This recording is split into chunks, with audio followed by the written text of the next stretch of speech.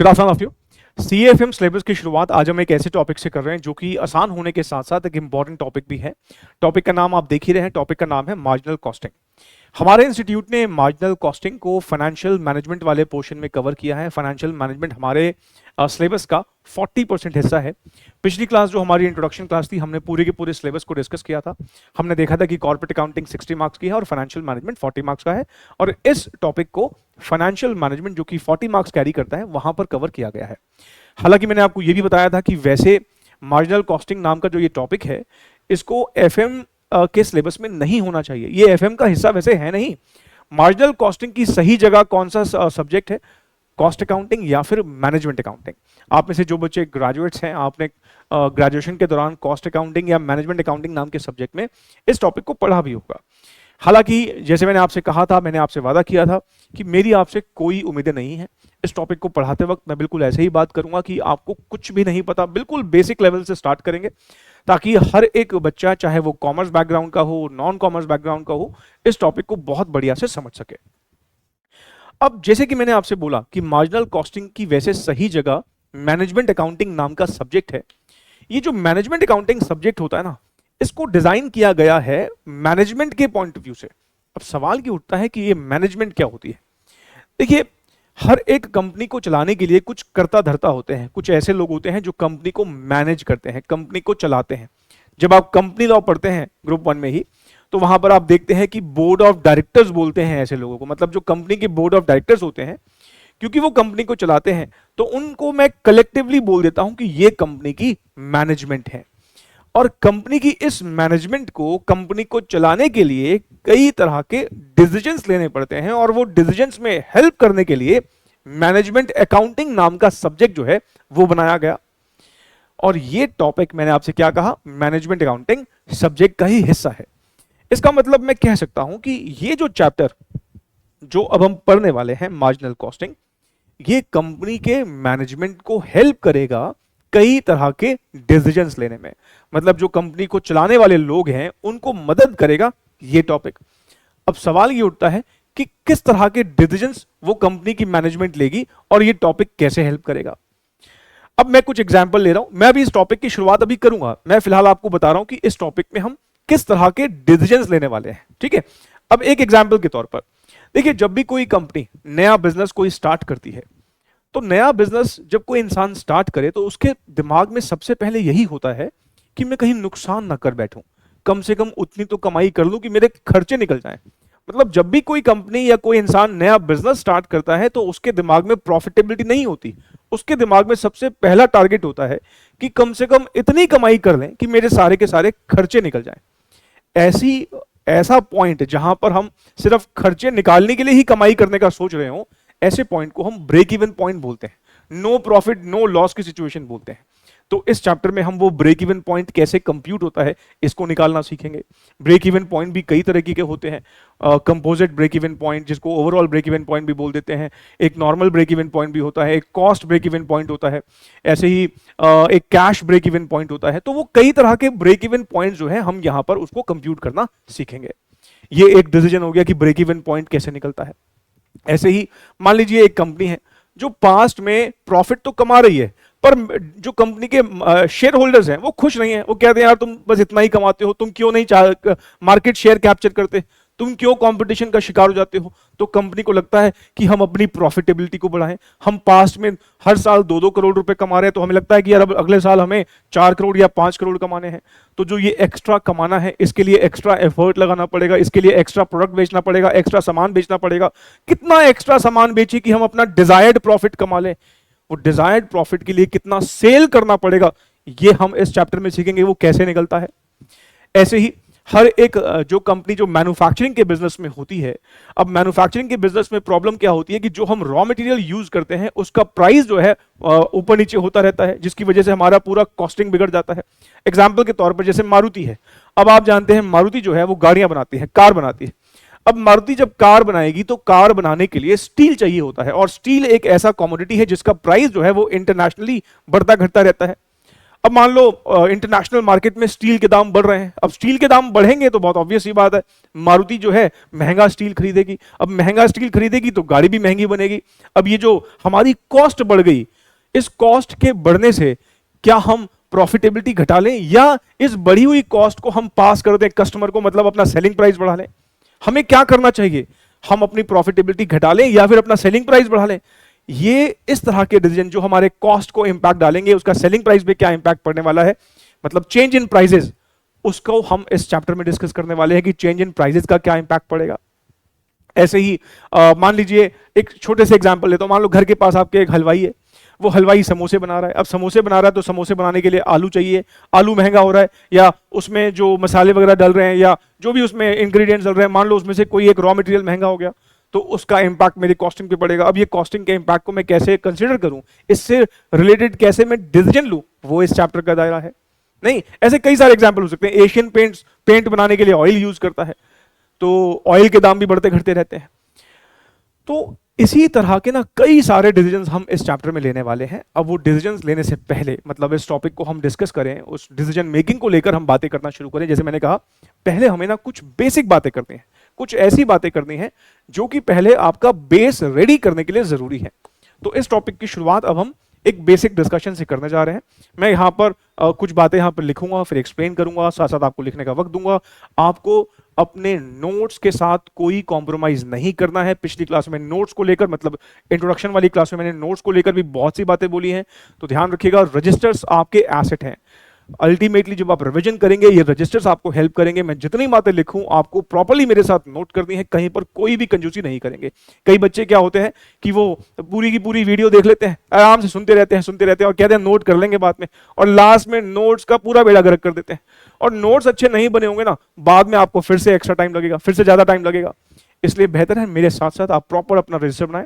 Register कैसे बनाना है इस पर मैं ऑलरेडी आपके साथ बात पिछली क्लास में, इंट्रोडक्शन क्लास में कर चुका हूं। कई बच्चे क्या करते हैं, इंट्रोडक्शन क्लास देखते ही नहीं है, उनको लगता है कि ये तो ऐसे ही कुछ पता नहीं क्या बातें करी होंगी। अरे उसमें बहुत सारी इंपॉर्टेंट बातें करी थी। अगर आपने इंट्रोडक्शन क्लास नहीं देखी है तो बहुत कुछ मिस कर दिया। उसमें मैंने ये बताया कि आपको रजिस्टर्स कैसे लगाने हैं, class work register, homework register, index कैसे बनाना है, हमारे एग्जाम में थियरी कितनी आती है, प्रैक्टिकल कितना आता है, सिलेबस हमारा कितना है, रिविजन कैसे करते हैं, ये सारी बातें डिस्कस करी है जो कि बहुत इंपॉर्टेंट है। तो अगर आपने इंट्रोडक्शन क्लास नहीं देखा है तो प्लीज पहले वो देखिए और उसके बाद फिर आज की क्लास को शुरू करें।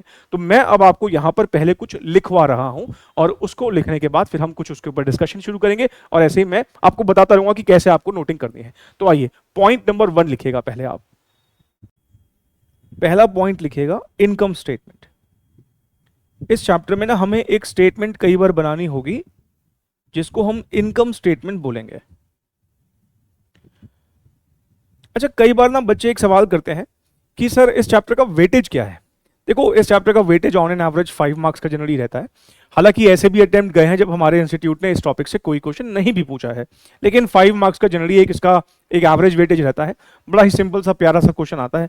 आप अगर सारी क्लासेस अच्छे से देख जाएंगे तो आराम से वो क्वेश्चन आपका अटेम्प्ट हो जाएगा। अच्छा, कुछ बच्चे जो हैं वो इंस्टीट्यूट का स्टडी मटेरियल भी देखते हैं, जो कि अच्छी बात है। आपको पता होना चाहिए कि हमारे इंस्टीट्यूट ने स्टडी मैट में क्या क्या डाला है। अब होता क्या है कि इंस्टीट्यूट के स्टडी मटेरियल में, मतलब मॉड्यूल में, बच्चे को ये चैप्टर कहीं भी दिखता ही नहीं। फिर बच्चे का मेरे पास मैसेज आ जाता है कि सर ये चैप्टर तो हमारे सिलेबस में है ही नहीं, आप कैसे करा रहे हो। मैंने कहा मेरा दिमाग खराब है, वैसे ही हमारा इतना सिलेबस है, मैं ऐसा टॉपिक कराऊंगा जो हमारे सिलेबस में है ही नहीं। मैंने कहा ध्यान से देखो, हमारे स्टडी मटेरियल में बिल्कुल आखिरी चैप्टर एक होगा, operational approach to financing decisions के नाम से। मतलब अगर आप हमारे इंस्टीट्यूट का स्टडी मैट देखोगे तो एक लास्ट में एक चैप्टर दे रखा है, operational approach to financing decisions. उसके अंदर मार्जिनल कॉस्टिंग नाम का टॉपिक डिस्कस किया हुआ। मतलब मार्जिनल कॉस्टिंग के नाम से आपको नहीं दिखेगा, दूसरे नाम से है। और वैसे आपको एक बात बताऊं, अगर आपको इंस्टीट्यूट का स्टडी मैट ही देखना पड़ जाए या फिर आपको खुद से स्कैनर खरीदना पड़ जाए तो मेरे पढ़ाने का फायदा क्या। हमारी क्लासेस देख लेने का आपको सबसे बड़ा फायदा ये है कि ना तो आपको कोई स्कैनर रेफर करना पड़ेगा, स्कैनर बेसिकली पास्ट ईयर के क्वेश्चंस का कंपाइलेशन होता है, ना तो आपको वो देखना पड़ेगा और ना ही आपको इंस्टीट्यूट का स्टडी मैट देखना पड़ेगा। ये बात मैंने आपको इंट्रोडक्शन वाली क्लास में बताई भी थी। आप बिल्कुल निश्चिंत होकर सिर्फ सारी क्लासेस अच्छे से देखिए। ये सारी क्लासेस अच्छे से देख लेने के बाद आपका पेपर, मुझे पूरा विश्वास है, बहुत अच्छा हो जाएगा, क्योंकि हमने ना इंस्टीट्यूट के स्टडी मैट को छोड़ा है और ना ही पास्ट ईयर के एग्जामिनेशन क्वेश्चंस को। ठीक है, चलिए अब हम बात करते हैं कि ये इनकम स्टेटमेंट बेसिकली क्या है। देखिए इनकम स्टेटमेंट को अगर हम देखें तो ये बेसिकली जो आपने 11th 12th में 11th क्लास में प्रॉफिट एंड लॉस अकाउंट बनाया था, ये उसी का ही एक समराइज्ड वर्जन है। Profit and loss account basically क्या होता है? अच्छा, नॉन कॉमर्स बैकग्राउंड वाले बच्चे घबराए ना, मैं बिल्कुल आराम से प्यारे तरीके से बात करूंगा आपको। मैं अगर कोई कॉमर्स की टर्म बोलूंगा अभी तो समझ में आएगी, आसान से शब्दों में बोलूंगा, ठीक है। अच्छा, profit and loss account basically क्या होता था? एक ऐसी स्टेटमेंट होती थी प्रॉफिट एंड लॉस अकाउंट जिससे हमें यह पता लगता था कि हमने पूरे साल भर में कितना मुनाफा कमाया। नहीं, यही प्रॉफिट एंड लॉस अकाउंट होता था। इनकम स्टेटमेंट आप कह सकते हो उसी प्रॉफिट एंड लॉस अकाउंट का एक समराइज्ड वर्जन है। मैं अगर आपसे ये पूछूं कि बताइए प्रॉफिट कैसे कंप्यूट होता है, प्रॉफिट निकालने के लिए आपको क्या करना पड़ेगा, तो आप क्या बोलोगे? सर प्रॉफिट अगर हमें कंप्यूट करना है तो हमें सेल्स, मतलब हमने जितने रुपए का सामान बेचा है वो ले लें और उसमें से अपने सारे खर्चों को माइनस कर दें, मतलब कॉस्ट को माइनस कर दें, तो सेल में से कॉस्ट को घटा के क्या निकल आता है? प्रॉफिट निकल आता है। अगर आप 11th क्लास को याद करें तो आप एक ट्रेडिंग पीएनएल बनाया करते थे, यहां पर आप लिखते थे सेल्स, और ये सेल लिखने के बाद यहां पर कई सारे खर्चे लिखा करते, बहुत सारे खर्चे लिखते थे, आपको याद है? Wages, salary, rent, printing stationery, postage, telegram, advertisement, legal charges और पता नहीं कितने खर्चे होते थे जो आप यहां पर सारे लिखते थे एक एक करके। मतलब अगर मैं किसी बड़ी कंपनी की बात करूं और उसके खर्चों का आप हेड देखोगे तो शायद 1000 हेड बन जाए हर एक खर्चे के, इतने सारे खर्चे। हमारा ये चैप्टर कहता है कि देखो हम इतने सारे खर्चों को यहां पर एनालाइज नहीं करेंगे, यहां चीजें सिंपल रखो, यहां चीजों को सिंप्लीफाई करो। जहां तक सेल्स की फिगर होती थी ट्रेडिंग पीएनएल में, वो सिर्फ एक ही होती थी, सेल्स तो सिर्फ एक ही फिगर होती है। हम जिस प्रोडक्ट में डील कर रहे हैं उसके अगेंस्ट जो पैसा हमारे पास आता है वो हमारा सेल है। फॉर एग्जांपल मारुति की बात करी थी मैंने, मारुति कार बेचकर जो रेवेन्यू लेके आएगी वो उसके लिए सेल है। सन फार्मा दवाइयां बेचकर जो रेवेन्यू लेके आएगी वो उनके लिए सेल है। लिबर्टी शूज जूते बेचकर जो लेके आएगी वो उनके लिए सेल है। आपके घर के पास किराने की दुकान है, वो आटा चावल दूध वगैरह जो भी बेचता है उसको बेच के जो पैसा आएगा वो उसके लिए सेल है। इसका मतलब सेल्स की फिगर तो जनरली हमें एक ही होती है, लेकिन जब हम खर्चों की बात करते हैं तो ट्रेडिंग पीएनएल में तो कई सारे खर्चे होते हैं, नाना प्रकार के खर्चे होते हैं। ये चैप्टर कहता है ना ना इतने सारे खर्चे हम यहां पर एनालाइज नहीं कर सकते। ये चैप्टर बोलता है जब खर्चों की बात आएगी तो हम यहां पर सिर्फ दो ही खर्चे मानते हैं, मतलब सारे के सारे खर्चों को हम दो ही हेड्स में क्लासिफाई करेंगे, या तो खर्चा वेरिएबल नेचर का होगा या खर्चा फिक्स नेचर का होगा। मतलब तीसरा कोई खर्चा नहीं है, या तो खर्चा वेरिएबल कॉस्ट में आएगा या फिक्स खर्चा होगा। फॉर एग्जाम्पल हम जानते हैं रेंट, भाई अगर मान लो मैं बिजनेस कर रहा हूं और मैंने कोई बिल्डिंग किराए पे ले रखी है तो मुझे मकान मालिक को हर महीने किराया पे करना है। अब ये जो रेंट है, इस चैप्टर में हम रेंट को रेंट नहीं बोलेंगे, हम बोलेंगे ये एक फिक्स खर्चा है, क्योंकि ये ऐसा खर्चा है जो मेरी सेल्स पे डिपेंडेंट नहीं है। महीना पूरा होते ही बाहर मकान मालिक खड़ा हो जाएगा जिसको मुझे किराया पे करना है, हर महीने मुझे किराया पे करना है। ऐसे ही मैंने यहां पर कई एम्प्लॉइज रखे हुए हैं, उनको मुझे सैलरी पे करनी पड़ती है। महीना खत्म होते ही वो अपनी भाई सैलरी मांगेंगे। मैंने कितना मर्जी काम कर रखा हो, कितनी सेल कर रखी हो, कम कर रखी हो, ज्यादा कर रखी हो, ना कर रखी हो, मेरे एम्प्लॉइज को कोई मतलब नहीं, हर महीने मुझे सैलरी पे करनी पड़ेगी। इसका मतलब ये चैप्टर सैलरी, रेंट और या फिर कोई भी फिक्स खर्चा, इन सबको क्लब करके बोलता है भाई ये फिक्स खर्चा है। ये चैप्टर सैलरी को सैलरी नहीं बोलेगा, क्या बोलेगा? फिक्स खर्चा है। ये चैप्टर रेंट को रेंट नहीं बोलेगा, क्या बोलेगा? फिक्स खर्चा है। मतलब ये कि जितने भी खर्चे हमने कर रखे हैं या तो वो फिक्स खर्चे होंगे या वेरिएबल खर्चे होंगे। अच्छा अब आ जाओ वेरिएबल खर्चों पर। फिक्स खर्चों के दो प्राइम एग्जांपल मैंने बताया, सैलरी, रेंट। वेरिएबल खर्चा, हर एक कंपनी जो मैन्युफैक्चरिंग के बिजनेस में है उसको रॉ मटेरियल खरीदना पड़ता है और रॉ मटेरियल एक वेरिएबल खर्चा होता है। वेरिएबल खर्चे की डेफिनेशन क्या होती है? ऐसा कोई भी खर्चा, सेल्स बढ़े तो वो खर्चा बढ़ जाए या सेल्स घटे तो खर्चा घट जाए, ऐसे खर्चों को हम वेरिएबल खर्चा बोलते हैं। मैं भी डेफिनेशन सारी लिखवाऊंगा, अभी सिर्फ आप सुनने पे ध्यान लगाएं। मैंने कहा रॉ मटेरियल एक सबसे बेस्ट एग्जांपल है वेरिएबल खर्चे का। एग्जांपल के तौर पर मारुति की बात कर रहे थे, गाड़ियां बनाती है। गाड़ियां बनाने के लिए क्या चाहिए? टायर चाहिए। हर एक गाड़ी बनाने के लिए 5 टायर चाहिए होते हैं। सर क्या हो गया आपको, 4 टायर दिखते हैं हमें तो? चार तो टायर चाहिए गाड़ी चलाने के लिए। एक हमारे पास बफर, एक हमारे पास सेफ्टी के लिए भी होता है ना, एक डिक्की में भी एक टायर होता है, मतलब एक टायर डिक्की में भी होता है ताकि कभी पंक्चर हो जाए तो चेंज कर पाए। मतलब हर एक गाड़ी को बनाने के लिए 5 टायर चाहिए होते हैं, 4 चलाने के लिए और एक डिक्की में होता है। इसका मतलब अगर मान लीजिए मारुति किसी पर्टिकुलर साल में सोच रही है कि हम 2 लाख गाड़ियां बेच लेंगे, तो उसके लिए कितने टायर चाहिए होंगे? 10 लाख टायर चाहिए होंगे। 2 लाख इंटू 5, 2 लाख गाड़ियों के लिए 5 के हिसाब से 10 लाख टायर चाहिए होंगे। किसी साल में मान लो मारुति को लगता है कि हम 5 लाख गाड़ियां बेचेंगे, तो क्या 10 लाख टायर में 5 लाख गाड़ियां बन जाएगी? नहीं, 5 लाख गाड़ियों के लिए 25 लाख टायर चाहिए होंगे। 5 लाख इंटू 5, किसी साल में 10 लाख गाड़ियां बिकने का अगर हमारा अनुमान है तो 50 लाख टायर चाहिए होंगे। मतलब सेल बढ़ाई तो टायर का हमारा ये खर्चा बढ़ गया, रॉ मटेरियल बढ़ गया। ऐसे ही हर एक गाड़ी को बनाने के लिए स्टील चाहिए, हर एक गाड़ी को बनाने के लिए इंजन चाहिए, हर एक गाड़ी को बनाने के लिए एसी चाहिए, हर एक गाड़ी को बनाने के लिए एयर बैग चाहिए। ये सारे खर्चे जो हैं, जो कि रॉ मटेरियल के खर्चे हैं, ये कौन से खर्चे हैं? वेरिएबल खर्चे। वेरिएबल खर्चे का नेचर क्या होता है? सेल बढ़ाओगे खर्चा बढ़ जाएगा, सेल घटाओगे खर्चा घट जाएगा, सेल नहीं करोगे तो खर्चा लगेगा भी नहीं। भाई जब मैंने सेल करी नहीं तो मेरा वेरिएबल खर्चा भी कैसे लगेगा? तो वेरिएबल कॉस्ट का बेस्ट एग्जांपल कौन सा है? Raw material. ये चैप्टर कहता है बस यही दो खर्चे हैं हमारे, तीसरा कोई खर्चा नहीं है। आपने भले ही नाम से रेंट, सैलरी, प्रिंटिंग, टेलीफोन खर्चा, बिजली का खर्चा, नाम से आपने भले ही कितने खर्चे कर रखे हो, हमें डिवाइड करके बताओ इसमें से कितने खर्चे फिक्स हैं, कितने खर्चे वेरिएबल हैं। ये डिवीजन जनरली हमें इस चैप्टर में नहीं करना होगा। हमें ज्यादातर क्वेश्चन खुद ही बता देगा कि हमारे इतने वेरिएबल खर्चे हैं, मतलब इतनी वेरिएबल कॉस्ट है और इतनी फिक्स कॉस्ट है, बात खत्म हो जाएगी। तो हमारा इस बात पे दिमाग नहीं लगेगा। तो वैसे हम क्या बोलते हैं, सेल में से क्या घटाओ? सेल में से कई सारी कॉस्ट घटाओ और उसके बाद प्रॉफिट आता है। ये चैप्टर बोलता है कि सेल में से मतलब हम कॉस्ट तो घटाएंगे, लेकिन कॉस्ट को हम यहां डिवाइड कर देंगे दो हेड्स में। एक वेरिएबल खर्चा मतलब वेरिएबल कॉस्ट घटाएंगे, फिर फिक्स कॉस्ट घटाएंगे और उसके बाद जो आएगा उसको प्रॉफिट बोलेंगे। भाई वेरिएबल कॉस्ट और फिक्स कॉस्ट दोनों को मिला के क्या आएगा? Total cost. हमने कहा सारी कॉस्ट को दो हेड्स में क्लासिफाई कर देंगे, या तो वेरिएबल या फिक्स। फिक्स खर्चा वो होता है जिसका सेल्स के साथ कोई कनेक्शन ना हो। सेल बढ़ाओ घटाओ कोई फर्क नहीं पड़ता, मकान मालिक जो है हर महीने में उतना ही किराया लेगा, मेरे एम्प्लॉइज उतनी ही सैलरी लेंगे, ऐसा खर्चा फिक्स खर्चा होता है। लेकिन अगर कोई खर्चा सेल्स के साथ बढ़े घटे तो ऐसे खर्चे को हम क्या बोल देते हैं? ऐसे खर्चे को हम वेरिएबल खर्चा बोल देते हैं। तो हमारा ये चैप्टर क्या बोलता है? हमारा चैप्टर बोलता है इनकम स्टेटमेंट जब आप बनाओ तो सबसे पहले लिखो सेल्स। ठीक है जी, सबसे पहले क्या लिखो? सेल्स लिखो। सेल्स लिखने के बाद उसमें से माइनस करो। क्या माइनस करो? वेरिएबल कॉस्ट माइनस करो। सर अभी हम क्या कर रहे हैं? देखो इस चैप्टर में मैंने कहा ना हमें कई सारे डिसीजंस लेने हैं, वो डिसीजंस लेना सीखेंगे, लेकिन मैंने आपसे क्या कहा? पहले बेसिक बात करेंगे। जो इस चैप्टर में कई सारी टर्म्स यूज होंगी पहले वो तो समझ लें, उसके बाद फिर हम अपना एनालिसिस बिठाएंगे। तो अभी हम बेसिक बेसिक बातें डिस्कस कर रहे हैं। मैंने कहा सेल में से क्या घटाएंगे? पहले वेरिएबल कॉस्ट घटाएंगे, और वेरिएबल कॉस्ट घटाते ही कुछ हमारा यहां पर एक फिगर निकल के आएगी। फिर हम इसमें से क्या घटाएंगे? दूसरी कॉस्ट घटाएंगे। दूसरी कॉस्ट हमारी कौन सी है? दूसरी कॉस्ट हमारी फिक्स कॉस्ट है। फिर फिक्स कॉस्ट घटाने के बाद जो आ जाएगा उसको हम यहां पर क्या बोल देंगे? उसको हम यहां पर बोलेंगे ये हमारा प्रॉफिट होगा।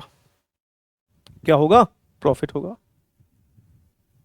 मैं अभी बहुत सारी बातें लिखवाऊंगा, वेरिएबल कॉस्ट की डेफिनेशन भी लिखवाऊंगा, फिक्स कॉस्ट की डेफिनेशन भी लिखवाऊंगा। ठीक है, मान लीजिए हम कहते हैं कि हमारे पूरे साल भर में 10 लाख रुपए की सेल हुई, 6 लाख रुपए तो हमारा वेरिएबल कॉस्ट में लग गया, 4 लाख रुपए हमारा वेरिएबल कॉस्ट पे करने के बाद बचा, और हमारा फिक्स खर्चा मान लो 2 लाख रुपए का लगा, तो हमारा प्रॉफिट कितने का होगा? 2 लाख रुपए का। एक तरीका है कि हम ये बोलें कि 6 लाख और 2 लाख हमारी टोटल कॉस्ट कितनी है? 8 लाख रुपए की है ना। लेकिन इस 8 लाख के हमने हिस्से कर दिए, हमने कहा वेरिएबल अलग बताओ, फिक्स अलग बताओ। ऐसा क्यों बताओ? ये भी आगे लॉजिकली समझेंगे हम क्यों ऐसा बोलते हैं। हमने कहा लेकिन वेरिएबल अलग बताओ, फिक्स अलग बताओ। तो हमारा टोटल खर्चा कितने रुपए का है? 8 लाख रुपए का। हमने कहा इसमें से वेरिएबल अलग किया तो पता लगा 6 लाख वेरिएबल नेचर का है और 2 लाख फिक्स नेचर का है। तो 6 लाख पहले माइनस करेंगे, 10 में से 6 घटाएंगे तो 4 लाख आएगा, फिर 4 में से फिक्स कॉस्ट घटाएंगे तो हमारा प्रॉफिट आ जाएगा। अब आपको लगेगा सर ये स्टेटमेंट थोड़ी सुनी सुनी लग रही है। ये जो 10 लाख में से आपने 6 लाख माइनस किया, मतलब सेल में से वेरिएबल कॉस्ट माइनस करिए, 4 लाख आया। इस 4 लाख को भी कोई नाम दे दो आप। मैंने कहा ठीक है, कोई दिक्कत नहीं है। इस 4 लाख रुपए को हम एक नाम देंगे और इसका नाम रखेंगे कंट्रीब्यूशन। इसको कंट्रीब्यूशन क्यों बोलते हैं अभी मैं बताऊंगा, अभी इसका लॉजिक क्लियर करूंगा। लेकिन सेल में से जब हम वेरिएबल कॉस्ट को घटा देते हैं तो जो रिजल्टिंग फिगर आती है उस प्रॉफिट को हम नाम देते हैं कंट्रीब्यूशन। क्या नाम देंगे? कंट्रीब्यूशन। और फिर उस कंट्रीब्यूशन में फिक्स कॉस्ट घटा देंगे तो जो आएगा उसको हम क्या बोलेंगे? प्रॉफिट बोलेंगे। ठीक है ना। तो अब मैं अगर फाइनली सम अप करूं, जब हम 11th क्लास में अकाउंट्स पढ़ते थे तो हम बोलते थे कई सारे खर्चे होते हैं, रेंट का, सैलरी का, प्रिंटिंग का, टेलीफोन का। हम कह रहे हैं ना इतने सारे खर्चे डिवाइड नहीं करेंगे।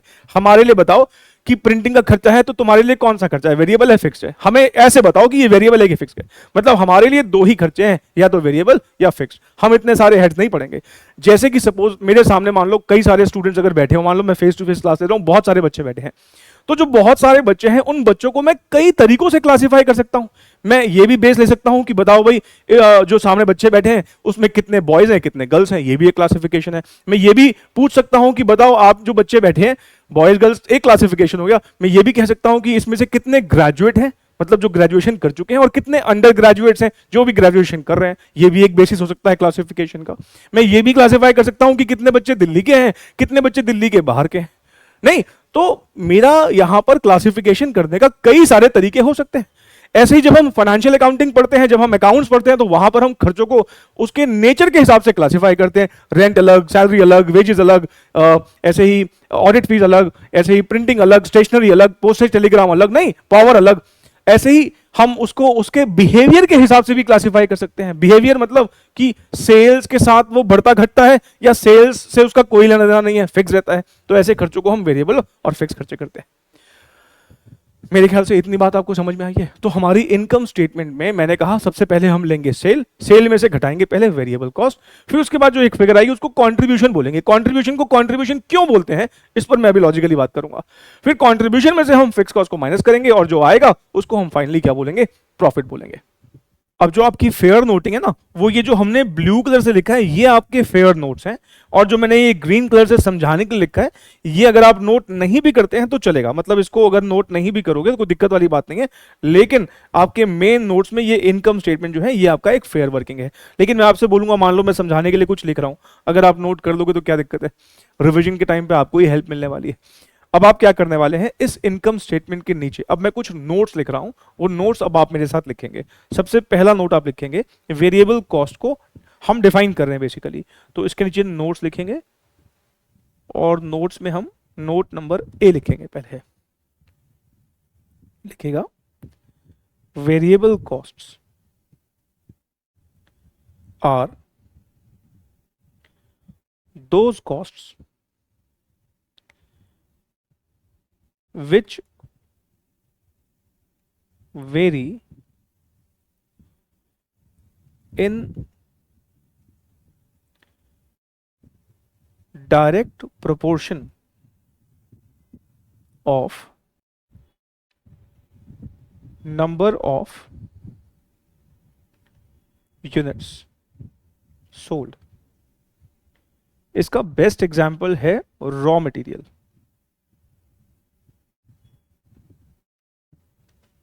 ठीक है, एक स्टार बना के यहां पर पॉइंट लिखेगा।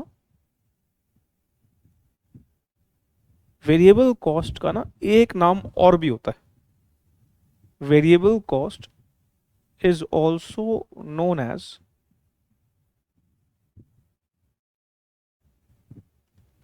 Marginal cost. वेरिएबल कॉस्ट का एक नाम और कौन सा होता है, मार्जिनल कॉस्ट। उसके बाद अब आप क्या करें, अगर हमें वेरिएबल कॉस्ट को ग्राफिकली प्रेजेंट करना हो तो कुछ इस तरीके से करेंगे।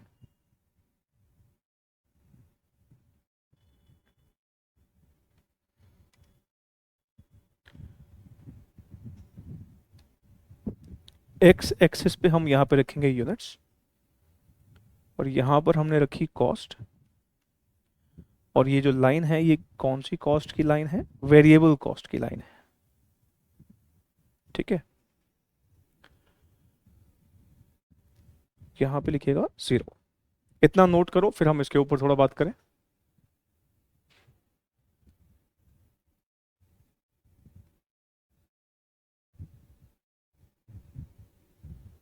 मैंने आपको बताया कि वेरिएबल कॉस्ट ऐसी कॉस्ट होती है जो सेल्स के साथ डायरेक्ट प्रोपोर्शन में बढ़ती घटती है। सेल बढ़ा देंगे तो वेरिएबल कॉस्ट बढ़ जाएगा, सेल घटा देंगे तो वेरिएबल कॉस्ट घट जाएगा। इसका बेस्ट एग्जांपल बताया मैंने रॉ मटेरियल की कॉस्ट। हर एक मैन्युफैक्चरिंग ऑर्गेनाइजेशन अगर किसी प्रोडक्ट को बना रही है तो उसको रॉ मटेरियल खरीदना पड़ता है।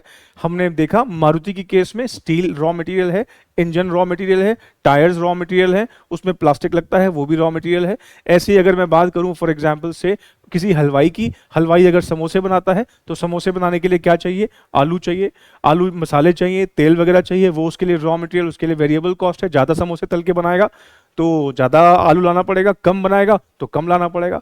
ऐसे ही अगर मान लो डोमिनोज की बात करें तो पिज़्ज़ा बनाते हैं, पिज़्ज़ा के लिए क्या चाहिए होता है, पिज़्ज़ा के लिए एक पिज़्ज़ा बेस चाहिए होता है, उसमें अनियन, कैप्सिकम, चीज़ वगैरह ये सब कुछ चाहिए होता है, तो वो उसके लिए क्या है, ये उसके लिए एक वेरिएबल कॉस्ट है, एक रॉ मटेरियल कॉस्ट है।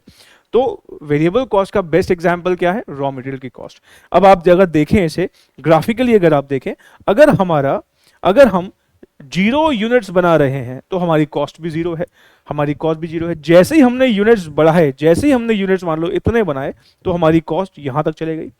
जैसे ही हमने और यूनिट्स बढ़ाए तो कॉस्ट और ऊपर चले गई, फिर हमने और ज्यादा यूनिट्स बनाए तो कॉस्ट और ऊपर चले गई, और ज्यादा यूनिट्स बनाएंगे तो और ऊपर कॉस्ट चली जाएगी। मतलब जैसे जैसे यूनिट्स ज्यादा बनाएंगे या बेचेंगे तो हमारी कॉस्ट भी डायरेक्ट प्रोपोर्शन में बढ़ती जा रही है, या घटाएंगे तो वो घटती जाएगी। इसलिए हम देखेंगे कि वेरिएबल कॉस्ट का अगर ग्राफिकली देखें तो एक लीनियर प्रेजेंटेशन, लीनियर मतलब हम देखते हैं डायरेक्ट प्रोपोर्शन में कॉस्ट का बढ़ना या घटना। फिर मैंने यहां पर आपको एक नोट लिखवाया, वेरिएबल कॉस्ट का एक नाम और भी होता है, और उसका नाम, दूसरा नाम क्या है, मार्जिनल कॉस्ट। इस वेरिएबल कॉस्ट को मार्जिनल कॉस्ट क्यों बोलते हैं, ये आगे चल के एक डिस्कशन में आएगा, तो वहां पर हम इसके ऊपर बात कर लेंगे। फिलहाल क्योंकि मैंने वेरिएबल कॉस्ट के बारे में यहां लिखवाया तो मैंने कहा ये नोट भी यहीं साथ में ही लिखवा देता हूं। अब हम फिक्स कॉस्ट को डिफाइन कर लेते हैं। ये नोट बी लिखिएगा, fixed costs are those costs which do not vary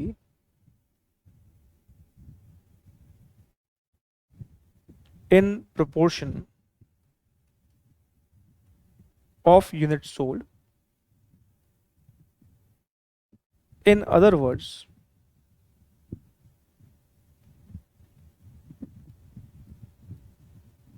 it remains fixed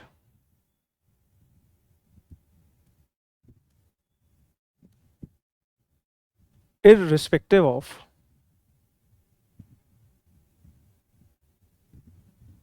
number of units produced oblique sold.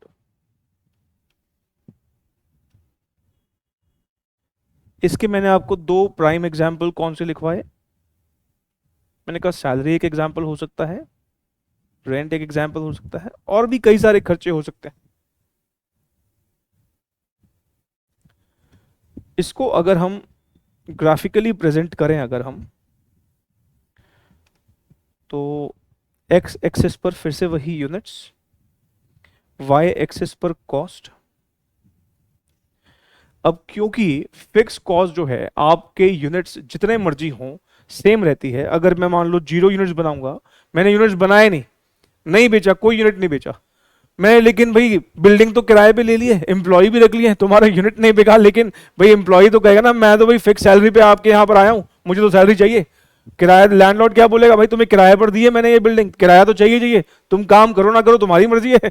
इसका मतलब ये खर्चा अगर हम 0 यूनिट बनाते हैं, बेचते हैं, तब भी लगेगा। हम अगर प्रोडक्शन बढ़ा लेंगे, मतलब सेल ज्यादा करेंगे, प्रोडक्शन ज्यादा करेंगे तो सेल ज्यादा होगी, तो ऑफ कोर्स हमारा ये खर्चा तब भी सेम ही रहने वाला है। अगर मान लो हमारा ये खर्चा से 1 लाख रुपए महीना हमारा रेंट पे होता है, तो ये 1 लाख ही रहेगा। आप जो है 0 यूनिट्स बनाओ या 1 लाख यूनिट बनाओ, इसका मतलब ये एक खर्चा जो है ये कांस्टेंट है। इसलिए इसको ग्राफिकली देखेंगे तो एक हॉरिजॉन्टल लाइन यहां पर आपको एक दिखेगी, ये खर्चा 0 यूनिट्स पे भी इतना है, यूनिट बढ़ाओगे तब भी उतना है, तब भी उतना है, तब भी उतना है, खर्चा हमेशा सेम है। इसलिए हम देखते हैं कि ये एक हॉरिजॉन्टल लाइन यहां पर होती है। तो फिक्स कॉस्ट हम यहां पर ग्राफिकली देखें तो एक हॉरिजॉन्टल लाइन की तरह यहां पर दिखेगा, और इसके बारे में हम डिस्कस कर ही चुके हैं। ये एक ऐसा खर्चा होता है जो कि हमने कितने यूनिट्स बनाए बेचे हैं इससे इसका कोई नाता नहीं है, हमें ये खर्चा तो देना ही पड़ता है चाहे हम प्रोडक्शन करें या ना करें। तो फाइनली हमने अभी तक क्या क्या नोट किया है, देखिए मैंने अभी तक आपको सिर्फ एक ही पॉइंट नोट करवाया है, और उस पहले पॉइंट की हमने हेडिंग क्या दी है, इनकम स्टेटमेंट। फिर इस इनकम स्टेटमेंट के नीचे मैंने आपको कुछ नोट्स लिखवाए। पहले नोट में हमने वेरिएबल कॉस्ट को डिफाइन किया, और दूसरे नोट में हमने फिक्स कॉस्ट को डिफाइन किया। मैं अभी एक तीसरा नोट भी लिखवाऊंगा, नोट नंबर सी, जिसमें हम कॉन्ट्रीब्यूशन को डिफाइन करेंगे। लेकिन कॉन्ट्रीब्यूशन की डेफिनेशन लिखने से पहले मैं आपको कॉन्ट्रीब्यूशन के बारे में कुछ बातें अभी एक्सप्लेन करूंगा। कॉन्ट्रीब्यूशन को कॉन्ट्रीब्यूशन ही क्यों बोलते हैं, इस पर भी हम बात करने वाले हैं। तो मैं ना अब क्या करने वाला हूं, मैं अब एक हाइपोथेटिकल, एक काल्पनिक एग्जाम्पल की मदद से कंट्रीब्यूशन को लेकर कुछ बातें एक्सप्लेन कर रहा हूं, और मैं वो जो एग्जाम्पल अभी लूंगा वो अभी आपको नोट नहीं करना है, क्योंकि मुझे अभी यहां पर एक डेफिनेशन और लिखवानी है। ठीक है, मैं अब यहां पर एक एग्जाम्पल लेने वाला हूं, इसको नोट अभी आप नहीं करेंगे। इसको नोट कब करना है मैं आपको बताऊंगा, और मैं आपको नोट करने का वक्त भी दूंगा।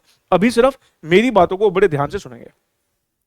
अब मान लीजिए हमारी ना एक बहुत ही फेमस हलवाई की दुकान है, और हमारी दुकान का ना समोसा बड़ा ही फेमस है। और मान लीजिए हमारा मार्केट में जो समोसा हम बेचते हैं वो 10 रुपए का बेचते हैं। अब समोसा बेचने के लिए पहले समोसा बनाना भी पड़ेगा, मतलब समोसा बनाने की कोई वेरिएबल कॉस्ट भी लगती होगी, मतलब रॉ मटेरियल की कॉस्ट भी लगती होगी। और समोसा बनाने के लिए बताइए क्या रॉ मटेरियल लगेगा? सर उसके लिए आलू चाहिए होगा, मैदा चाहिए होगा, मसाले चाहिए होंगे, तेल वगैरह चाहिए होगा। इसका मतलब हमें समोसा बनाने के लिए हमें पहले वेरिएबल कॉस्ट मतलब रॉ मटेरियल पर खर्चा करना पड़ेगा। और मान लीजिए हर एक समोसा जो हम बनाकर बेचते हैं, मान लो हमारे घर में 6 रुपए की कॉस्ट बैठती है, मतलब हर एक समोसा बनाने में जो आलू मैदा मसाले तेल वेल लगता है वो 6 रुपए लगता है। इसका मतलब हर एक समोसा जब हम बेचते हैं तो नेट में हमारे पास कितने रुपए बचते हैं? 4 रुपए। इस 4 रुपए को मैं क्या बोलूं? हर एक समोसा बेचने पर हमें 4 रुपए का कॉन्ट्रीब्यूशन मिलता है। ये कॉन्ट्रीब्यूशन को कॉन्ट्रीब्यूशन क्यों बोलते हैं, इस पर ही मुझे अभी डिस्कशन करना है। फिलहाल अभी मैंने आपको बता रखा है, सेल्स में से वेरिएबल कॉस्ट को घटाते हैं तो क्या आता है? कॉन्ट्रीब्यूशन आता है। अब मान लीजिए किसी पर्टिकुलर मंथ में हमने 2500 समोसे बेचे। किसी महीने में हमने कितने समोसे बेचे? 2500 समोसे बेचे। अगर हम 2500 2500 यूनिट्स बेचेंगे, एक यूनिट हमारा 10 रुपए का बिकता है, इसका मतलब हमारी सेल्स कितने रुपए की हो जाएगी? 25,000 रुपए की। 2,500 मल्टीप्लाइड बाय 10। लेकिन ये 2,500 समोसे बेचने के लिए पहले बनाने भी पड़ेंगे, और हर एक समोसा हमारा क्योंकि 6 रुपए का बनता है तो 2500 मल्टीप्लाइड बाय 6, इसका मतलब 15,000 रुपीज हमारे वेरिएबल कॉस्ट पे खर्च हो जाने वाले हैं। तो हमारे पास कॉन्ट्रीब्यूशन कितने का बचेगा? यहां पर 10,000 रुपए का बचेगा। अब मान लीजिए अगले महीने हमारी सेल जो है वो डबल हो गई, मतलब हमने 5,000 यूनिट्स बेचे, 5,000 समोसे बेचे। एक समोसा कितने का बिकता है? 10 रुपए का। तो 5,000 समोसे कितने बिकेंगे? 50,000 के, क्योंकि हमारी सेल डबल हो गई। और वेरिएबल कॉस्ट आप जानते हैं सेल्स के साथ डायरेक्ट प्रोपोर्शन में बढ़ती है, तो वेरिएबल कॉस्ट भी डबल हो जाएगी। तो आप देखिए 5,000 मल्टीप्लाइड बाय 6, हमारे समोसे बनाने की वेरिएबल कॉस्ट भी डबल 30,000 हो गई, और हमारा कॉन्ट्रीब्यूशन कितने का होगा? कॉन्ट्रीब्यूशन 20,000 का हो जाएगा। अब आजकल आप जानते हो यूट्यूब का जमाना है, फूड ब्लॉगर्स आते ही रहते हैं। मान लो हमारी दुकान पर फूड ब्लॉगर आ गए, और किसी एक फूड ब्लॉगर की जो वीडियो है वायरल हो गई, और हमारे यहाँ तो फिर ऐसे समोसे बिकने लगे, मतलब फॉरेन कंट्री से भी लोग आने लगे हमारे यहाँ समोसा खाने के लिए। मान लो 20,000 समोसे हमने अगले पर्टिकुलर पीरियड में बेचे। 20,000 समोसे जो हैं कितने रुपए के बिकेंगे? 2 लाख रुपए के बिकेंगे। लेकिन पहले इनको बनाना भी तो पड़ेगा। 6 रुपए के हिसाब से 1,20,000 का हमारा खर्चा इस पे हो जाएगा। 20,000 मल्टीप्लाइड बाय 6, इसका मतलब कॉन्ट्रीब्यूशन कितने रुपए का आएगा? 80,000 रुपए का आएगा। अब अगर आप ध्यान से देखें, मैं जब कोई समोसा बेचता हूं ना, तो भले ही मेरे पास हर एक समोसा बेचने पर जो रेवेन्यू आता है वो 10 रुपए का आता है, लेकिन मुझे खुशी 10 रुपए की नहीं होती है। मुझे पता है ये 10 रुपए आए तो है, लेकिन इस 10 रुपए में से 6 रुपए का हक तो किसी और का है। मतलब मुझे 6 रुपए तो पहले खर्च करने पड़ेंगे आलू खरीदने के लिए, मसाले तेल वगैरह मैदा वगैरह खरीदने के लिए, मतलब 6 रुपए किसी और को देने हैं। मेरे पास नेट में कितने रुपए बचेंगे? 4 रुपए बचेंगे। मतलब मान लो एक कस्टमर आया, कहता भैया एक समोसा देना, तो मैंने एक समोसा जैसे ही दिया उसमें 10 का नोट दिया। मुझे पता है 10 रुपए की खुशी नहीं हो रही है अंदर, क्योंकि 10 रुपए मेरे हैं ही नहीं, 6 रुपए मुझे किसी और को देने हैं। तो मुझे खुशी कितने की हो रही है? 4 रुपए की। मतलब हर एक समोसा बेचता हूं तो मुझे खुशी सिर्फ 4 रुपए की हो रही है। इसका मतलब अगर एक कस्टमर अब आता है और कहता भैया 10 समोसे पैक कर दो, तो 10 समोसे पैक करने का मतलब 10 रुपए के हिसाब से मुझे वो 100 का नोट देगा एक। नहीं भाई, 10 समोसे कितने के? 100 रुपए के। लेकिन ये 10 समोसे उसको बेचने के लिए पहले मुझे 10 समोसे बनाने भी पड़ते हैं, और 6 रुपए का एक समोसा बनता है मेरे यहां पर, तो 60 रुपए तो मेरे खर्च हो जाएंगे पहले। तो उसने भले ही मुझे 100 का नोट दिया है, लेकिन मुझे खुशी जो है 100 रुपए की हो ही नहीं थी। मुझे खुशी सिर्फ 40 रुपए की हो रही है। मुझे पता है हर एक समोसे पर 4 रुपए बचते हैं, तो 10 समोसे पर 40 रुपए ही बचेंगे। तो इसका मतलब यह हुआ कि जब मैं अपना ये प्रोडक्ट बेचता हूं तो मुझे खुशी जो होती है ना, वो कंट्रीब्यूशन की होती है। क्योंकि रेवेन्यू जो आई है, उस रेवेन्यू में से पहले मुझे कुछ वेरिएबल कॉस्ट में पे करना पड़ जाता है, क्योंकि वो नहीं पे करूंगा तो भी समोसा बनाऊंगा कैसे? नहीं, ऐसे मान लो एक और कस्टमर आया, कहता 5 समोसे भैया पैक कर दो, बताओ भाई कितनी खुशी होगी? सर 5 समोसे पैक करने का मतलब हो गया उसने 50 रुपए दिए होंगे, लेकिन मेरे पास तो 5 समोसे के 4 रुपए के हिसाब से 20 रुपए बचने हैं, क्योंकि मुझे 5 इंटू 6 30 रुपए तो किसी और को देने हैं। इसका मतलब जब भी कोई समोसा बिक रहा है, मुझे खुशी जो है वो कॉन्ट्रीब्यूशन की हो रही है। इतनी बात समझ में आती है? हाँ सर बिल्कुल ठीक है। अब मान लीजिए हमने ना अपनी दुकान पे एक सिस्टम बना रखा है कि हम जैसे ही कोई समोसा बेचेंगे तो जो हमारे हिस्से के 4 रुपए होते हैं ना, वो हम एक गुल्लक में डाल देंगे। मतलब हमने एक गुल्लक खरीदा है, गुल्लक समझते हो ना आप, बचपन में कभी आपने गुल्लक में शायद पैसे जमा किए हो, हमने एक गुल्लक खरीद रखा है और हमने सोचा हुआ है कि जैसे ही एक समोसा बेचेंगे उस समोसे के जो 4 रुपए हमारे हिस्से के हैं वो हम गुल्लक में डाल देंगे। समोसा बेचने पर, एक समोसा बेचने पर वैसे तो 10 रुपए आते हैं, लेकिन हम भी जानते हैं कि इस 10 रुपए में से 6 रुपए का हक तो किसी और का है, जिनसे हमने आलू खरीदा है, मैदा खरीदा है, मसाले वगैरह खरीदे हैं, भाई 6 रुपए तो किसी और के देने हैं, तो हमने अपने हिस्से के जो 4 रुपए हैं हमने कहा वही हम गुल्लक में डाल देंगे। तो मान लो अगर हमारे एक समोसा बिकता है तो 4 रुपए गुल्लक में डाल देते हैं, 2 समोसे बिकेंगे तो एक समोसे का 4 रुपए, 2 समोसे के 8 रुपए गुल्लक में डाल देंगे। 2 समोसे के आए तो 20 रुपए होंगे, पर 6 रुपए के हिसाब से 12 रुपए तो हमने वेरिएबल कॉस्ट के नाम के दे दिए होंगे, तो हमने अपने हिस्से के 2 इंटू 4 8 रुपए गुल्लक में डाल दिए। तो अगर हमारे 10 समोसे बिकेंगे तो 10 समोसे के 4 रुपए के हिसाब से 40 रुपए गुल्लक में डाल देंगे। 100 समोसे बिकेंगे तो 100 इंटू 4 हम 400 रुपए गुल्लक में डाल देंगे। मतलब हमने क्या किया, जैसे ही कोई समोसा बेचते हैं तो हम जो हमारे हिस्से के 4 रुपए होते हैं, क्योंकि 6 रुपए तो किसी और के हैं, वो हम गुल्लक में डाल देते हैं। अब मान लीजिए किसी पर्टिकुलर महीने में हमने 5000 समोसे बेचे, 5000 समोसे बेचे। तो आप मुझे जरा बताइए हमारे गुल्लक में महीने के बाद कितने रुपए इकट्ठे हो चुके होंगे। सर आपने हर एक समोसे के 4 रुपए गुल्लक में डाले हैं, तो 5000 समोसे के आपने 5000 मल्टीप्लाइड बाय 4, मतलब 20,000 रुपए गुल्लक में डाले होंगे। मतलब महीना खत्म होने के बाद हमारे पास गुल्लक में कितने रुपए हो जाने चाहिए, 20,000। हमने हर एक समोसे के 4 रुपए डाले हैं, 5,000 समोसे पूरे महीने में बेचे हैं। इसका मतलब गुल्लक जैसे ही तोड़ा उसमें से 20,000 रुपए निकले। सर महीने के बाद गुल्लक के तोड़ा, क्योंकि महीना खत्म होते ही ना, अब जानते हो वो लोग भी हमारे पास आएंगे जिनको हमें फिक्स्ड अमाउंट पे करना होता है महीने के बाद, जो हर महीने के बाद खड़े हो जाते हैं अपना फिक्स्ड अमाउंट लेने के लिए। जैसे हमारे एम्प्लॉय आ जाएंगे, अब सब सैलरी एम्प्लॉय आएंगे सैलरी लेने के लिए, हमारा लैंडलॉर्ड आ जाएगा रेंट लेने के लिए। इसका मतलब महीना खत्म हुआ तो हमने गुल्लक तोड़ा और हमने कहा भाई अब हम उन लोगों का पेमेंट शुरू करेंगे जिनको हमने महीना खत्म होने के बाद फिक्स्ड अमाउंट देना है। मैं फिर से बोलता हूं, मैंने कहा हमने एक गुल्लक अपना खरीदा हुआ है और हमने ये प्लान किया है कि जैसे ही एक समोसा बेचेंगे, पूरे महीने भर में समोसा बेचेंगे, हर एक समोसे के 4-4 रुपए गुल्लक में डालते जाएंगे। हमने कहा पूरा महीना भर ऐसा ही करेंगे। हमारा एक महीना खत्म हो गया, महीना खत्म हुआ तो हमने देखा 5000 हमने समोसे बेचे हैं, तो 5000 समोसे के हिसाब से हमारे गुल्लक में कितने रुपए निकलेंगे, 20,000 रुपए। मतलब गुल्लक के अंदर कितने रुपए निकले, 20,000 निकले जैसे गुल्लक तोड़ा। अब पहले मुझे ये बताइए, जो गुल्लक से 20,000 रुपए निकले हैं, क्या ये 20,000 रुपए जो हैं ये वेरिएबल कॉस्ट पे करने के बाद है? फिर से पूछता हूं, ये जो 20,000 रुपए गुल्लक में हैं, क्या ये वेरिएबल कॉस्ट पे करने के बाद है? हाँ सर, वेरिएबल कॉस्ट पे करने के बाद है, क्योंकि 5,000 समोसे के आपको मिले तो 50,000 रुपए थे, मिले तो 50,000 रुपए थे, पर 30,000 6 रुपए के हिसाब से 5 इंटू 6 30,000 ये तो आपने दे दिए किसी को। तो गुल्लक में तो आपने अपने हिस्से के ही डाले ना, मतलब वेरिएबल कॉस्ट माइनस करने के बाद जो बच रहा था गुल्लक में तो वही डाला। इसका मतलब जो कंट्रीब्यूशन होता है, कंट्रीब्यूशन जो होता है, क्योंकि उसमें एक खर्चा तो पे हो चुका होता है, अब हमें सिर्फ दूसरे खर्चे की बात करती है। भाई हमारे 2 ही खर्चे होते हैं, एक वेरिएबल एक फिक्स कॉस्ट। तो मैंने कहा जो गुल्लक से 20,000 रुपए निकले हैं, ये 20,000 रुपए वेरिएबल कॉस्ट देने के बाद है।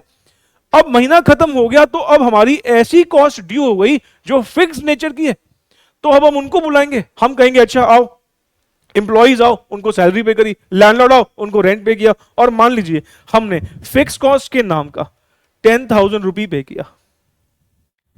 फिक्स कॉस्ट के नाम का कितना रुपये पे किया? 10,000 रुपीज पे किया। तो हमारा प्रॉफिट कितना बचेगा? हमारा प्रॉफिट बचेगा 10,000 rupees.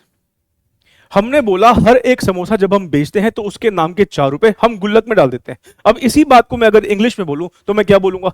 Every samosa sold is contributing ₹4। मतलब हर एक समोसा जो हम बेचते हैं वो हमें 4 रुपए का एक कॉन्ट्रीब्यूशन देता है, 4 रुपए का एक चंदा देता है, और उस चंदे को हम गुल्लक में डाल देते हैं। और किसी महीने में अगर हमने 5,000 समोसे बेचे तो एक समोसे ने 4 रुपए का चंदा दिया था, 5,000 समोसों ने मिलकर हमें 20,000 रुपए का चंदा दिया। मतलब हमारे उस गुल्लक में महीने के एंड में एक 20,000 रुपए का पूल क्रिएट हो गया, जिसको हमने कॉन्ट्रीब्यूशन बोला। और उस पूल की मदद से हमने क्या किया? हमने अपनी फिक्स कॉस्ट पे कर दी, क्योंकि वेरिएबल कॉस्ट तो पे कर ही चुके हैं, अब बस फिक्स कॉस्ट पे कर दिए हैं। तो हमारे पास जो 20,000 का चंदा इकट्ठा हुआ, हमने उससे अपने एम्प्लॉइज को सैलरी दे दी, अपने लैंडलॉर्ड को रेंट दे दिया, और जितने फिक्स खर्चे थे वो दे दिए, और उसके बाद भी अगर कुछ बच गया तो वो हमारे लिए प्रॉफिट है। अब हमारा ये चंदा, हमारा ये कंट्रीब्यूशन कितना इकट्ठा होगा, ये इस बात में डिपेंड करता है कि हमने पूरे महीने भर में कितने यूनिट्स बेचे हैं, कितने समोसे बेचे हैं। अगर मान लीजिए हमने अगले महीने 20,000 समोसे बेचे, तो हर एक समोसा अभी भी हमें 4 रुपए का ही कंट्रीब्यूशन दे रहा है। अब क्योंकि 20,000 समोसे बेच डाले तो हमारा अब चंदा बहुत ज्यादा इकट्ठा हो गया। अब हमारे गुल्लक में कितने इकट्ठे हो जाएंगे? 20,000 इंटू 4, 80,000 रुपए इकट्ठे हो जाएंगे। मतलब हमारे 80,000 रुपीज गुल्लक में निकले। हर एक समोसे ने 4 रुपए का चंदा दिया, 20,000 समोसों ने मिलकर 80,000 रुपीज का चंदा दिया, 80,000 रुपीज का कंट्रीब्यूशन दिया। किसके लिए? ताकि हम अपनी फिक्स कॉस्ट पे कर पाए और बचा हुआ मालिकों को प्रॉफिट दे पाए।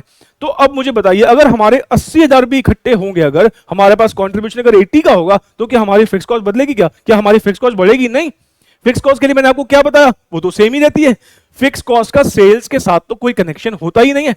हम चाहे समोसे ना बेचें या बहुत सारे बेचें या कम बेचें या जितने मर्जी बेचें, हमारी फिक्स कॉस्ट अभी भी कितनी रहने वाली है? 10,000 ही।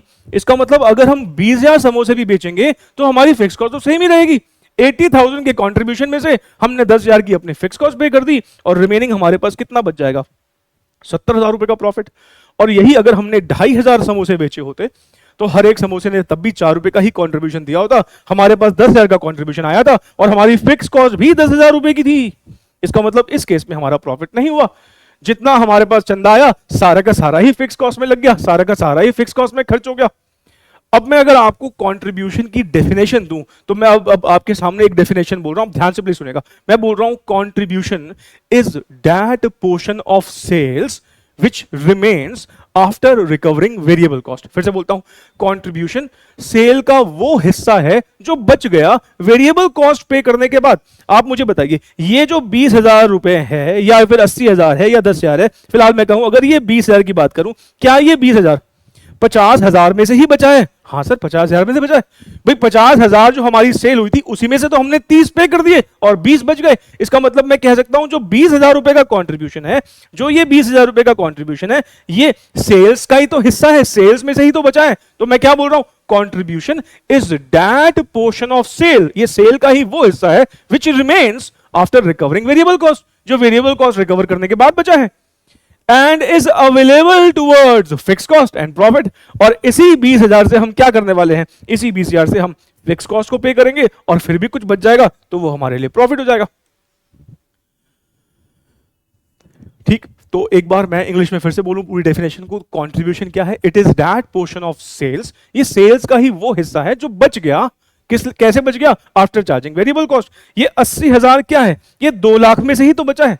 2 लाख रुपए की तो हमारी सेल हुई थी, जिसमें से 1,20,000 हमने वेरिएबल कॉस्ट में दे दिए, 80,000 बच गए। तो 80,000 is that portion of sale, ये सेल का ही वो हिस्सा है which remains after recovering variable cost.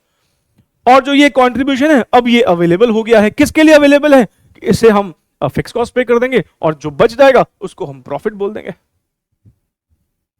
ये जो मैंने एग्जाम्पल अभी लिखा है आपके सामने, मैंने कहा अभी मैं इसको नोट करने का वक्त दूंगा, बताऊंगा कब नोट करना है, लेकिन अभी मैं आपके साथ वापस से अपने पहले पॉइंट पर जा रहा हूं जो हमने लिखा था। हमने पहला पॉइंट पता ना क्या लिखा था? Income statement. हमने नोट ए वेरिएबल कॉस्ट लिखा, नोट बी फिक्स कॉस्ट लिखा। अब हम यहां पर नोट सी लिखने वाले हैं और नोट सी में हम क्या करेंगे? नोट सी में हम कॉन्ट्रीब्यूशन की डेफिनेशन लिखेंगे। तो आप लिखिए note number C, point number C,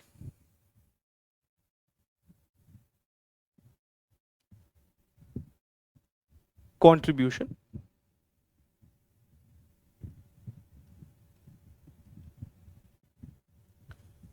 is that portion of sales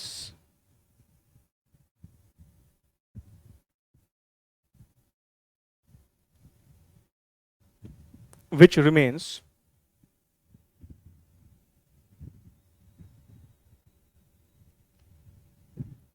after recovering variable cost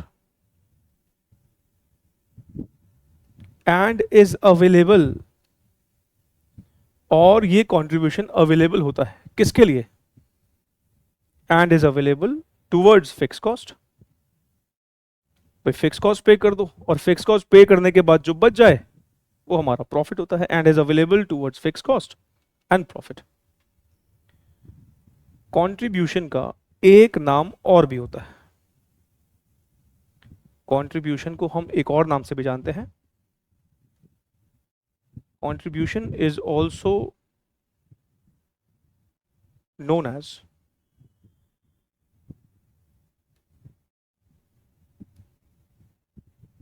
contribution margin. Contribution is also known as contribution margin.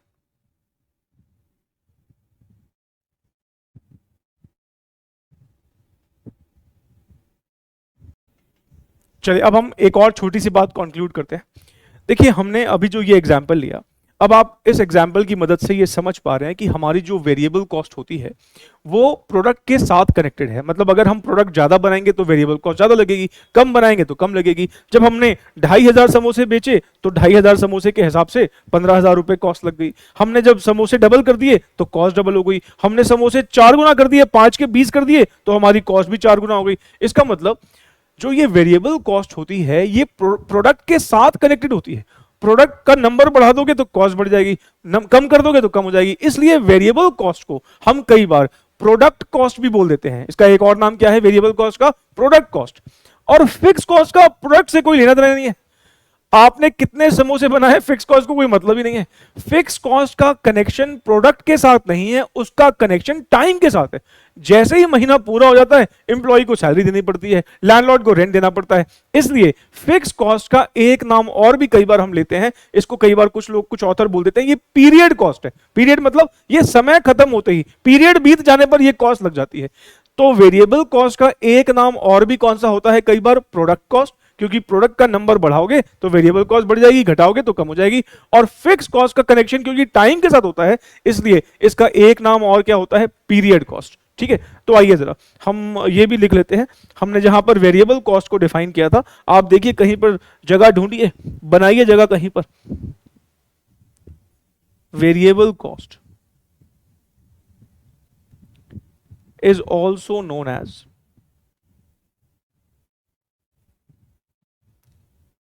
Product cost.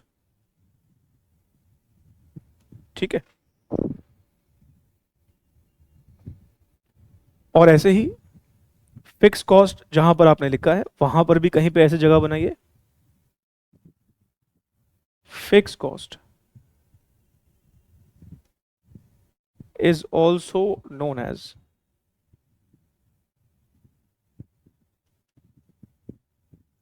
Period cost. ठीक है, ये सिर्फ मैंने आपकी जनरल नॉलेज के लिए बता दिया। इसका एसेज कोई एग्जाम में शायद इस पे कोई ऐसे कोई क्वेश्चन वोश्चन नहीं आएगा। तो फिर आइए अपने डिस्कशन को आगे बढ़ाते हैं। तो मैंने अब आपको पॉइंट नंबर 1 जो हमारा इनकम स्टेटमेंट था उसमें मैंने अब आपको 3 नोट्स लिखवा दिया है। एक तीसरा नोट हमने और ऐड कर दिया है, कंट्रीब्यूशन की डेफिनेशन। जहां तक लिखने का सवाल है तो मैंने आपसे कहा बस अभी आपको इतना ही लिखना है ना। हालांकि मैंने अभी आपके साथ ये स्टेटमेंट डिस्कस करी, मैंने आपसे कहा था भाई इसको अभी लिखना मत, क्योंकि इसमें मुझे अभी कुछ और बातें ऐड करनी है।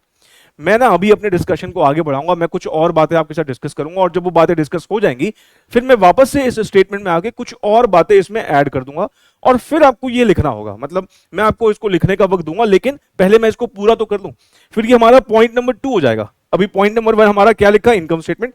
इसी को फिर मैं पॉइंट नंबर 2 देके, और फिर ये जब स्टेटमेंट पूरी हो जाएगी फिर इसके नीचे भी हम कुछ नोट्स लिखेंगे। तो मैं बताऊंगा अभी कैसे करना है। फिलहाल मैं अभी कुछ और डिस्कशन करने के लिए आपको अभी दूसरी जगह लेके जा रहा हूं, कहीं और लेके जा रहा हूं, वापस से हम इस पे आएंगे। ठीक है, आइए जरा अपने डिस्कशन को अब आगे बढ़ाते हैं। देखिए अभी जो हमने एग्जाम्पल दिया, हम उसमें समोसा बेच रहे थे, और हमारा समोसा मार्केट में कितने रुपए का बिक रहा था? 10 रुपए का बिक रहा था। और हमने कहा भाई समोसा बेचेंगे तो पहले समोसा बनाना भी पड़ेगा, और समोसा बनाने के लिए हमें रॉ मटेरियल लगेगा। समोसा बनाने के लिए आलू, मैदा, मसाले, तेल वगैरह लगेगा। और हमने देखा कि हर एक समोसा बनाने के लिए हमें एक खर्चा बैठता है जिसको हम वेरिएबल कॉस्ट बोलते हैं, और वो खर्चा कितना बैठ रहा था? 6 रुपए। मतलब हर एक समोसा जब बनके तैयार होता है तो 6 रुपए का खर्चा मांगता है। और ये 6 रुपए का खर्चा जब हम कर देते हैं तो ऑफकोर्स हर एक समोसा बेचने पर हमारे पास 4 रुपए ही बचेंगे। 10 रुपए का समोसा हमने बेचा, 6 रुपए तो हमारे खर्च ही हो गए, तो हमारे पास 4 रुपए बचे जिसको हमने कंट्रीब्यूशन बोला। और ये बेसिकली हर एक समोसा हमें एक चंदा दे रहा है, और वो चंदा हम गुल्लक में डाल देते हैं। हम पूरे महीने भर समोसे बेचते हैं या पूरे साल भर समोसे बेचते हैं, और जब गुल्लक में पैसे इकट्ठे हो जाते हैं उस पीरियड के बाद, चाहे वो महीना हो या साल हो, उस पीरियड के बाद गुल्लक तोड़ देते हैं, और उस गुल्लक में से जो पैसे निकलते हैं उसमें से फिक्स कॉस्ट को पे कर देते हैं। मतलब कंट्रीब्यूशन में से फिक्स कॉस्ट को पे कर देते हैं, और जो बच जाता है वो प्रॉफिट कहलाता है। ठीक है ना, यहां तक तो हमने बातें करी। अब जरा मैं इसी पर फोकस करूं कि हमने क्या किया, सेलिंग प्राइस के दो टुकड़े कर दिए। एक वेरिएबल कॉस्ट की जो हमने 10 रुपए लिए हैं अपने कस्टमर से, उस 10 रुपए में से 6 रुपए का हक तो किसी और का है जो बेसिकली वेरिएबल कॉस्ट है, और 4 रुपए हमारी जेब में है, राइट। ये जो 6 और 4 रुपए जो अभी रुपीज में आपके सामने हैं, दुनिया वाले इसको परसेंटेज में, रेशियो में भी कन्वर्ट कर देते हैं।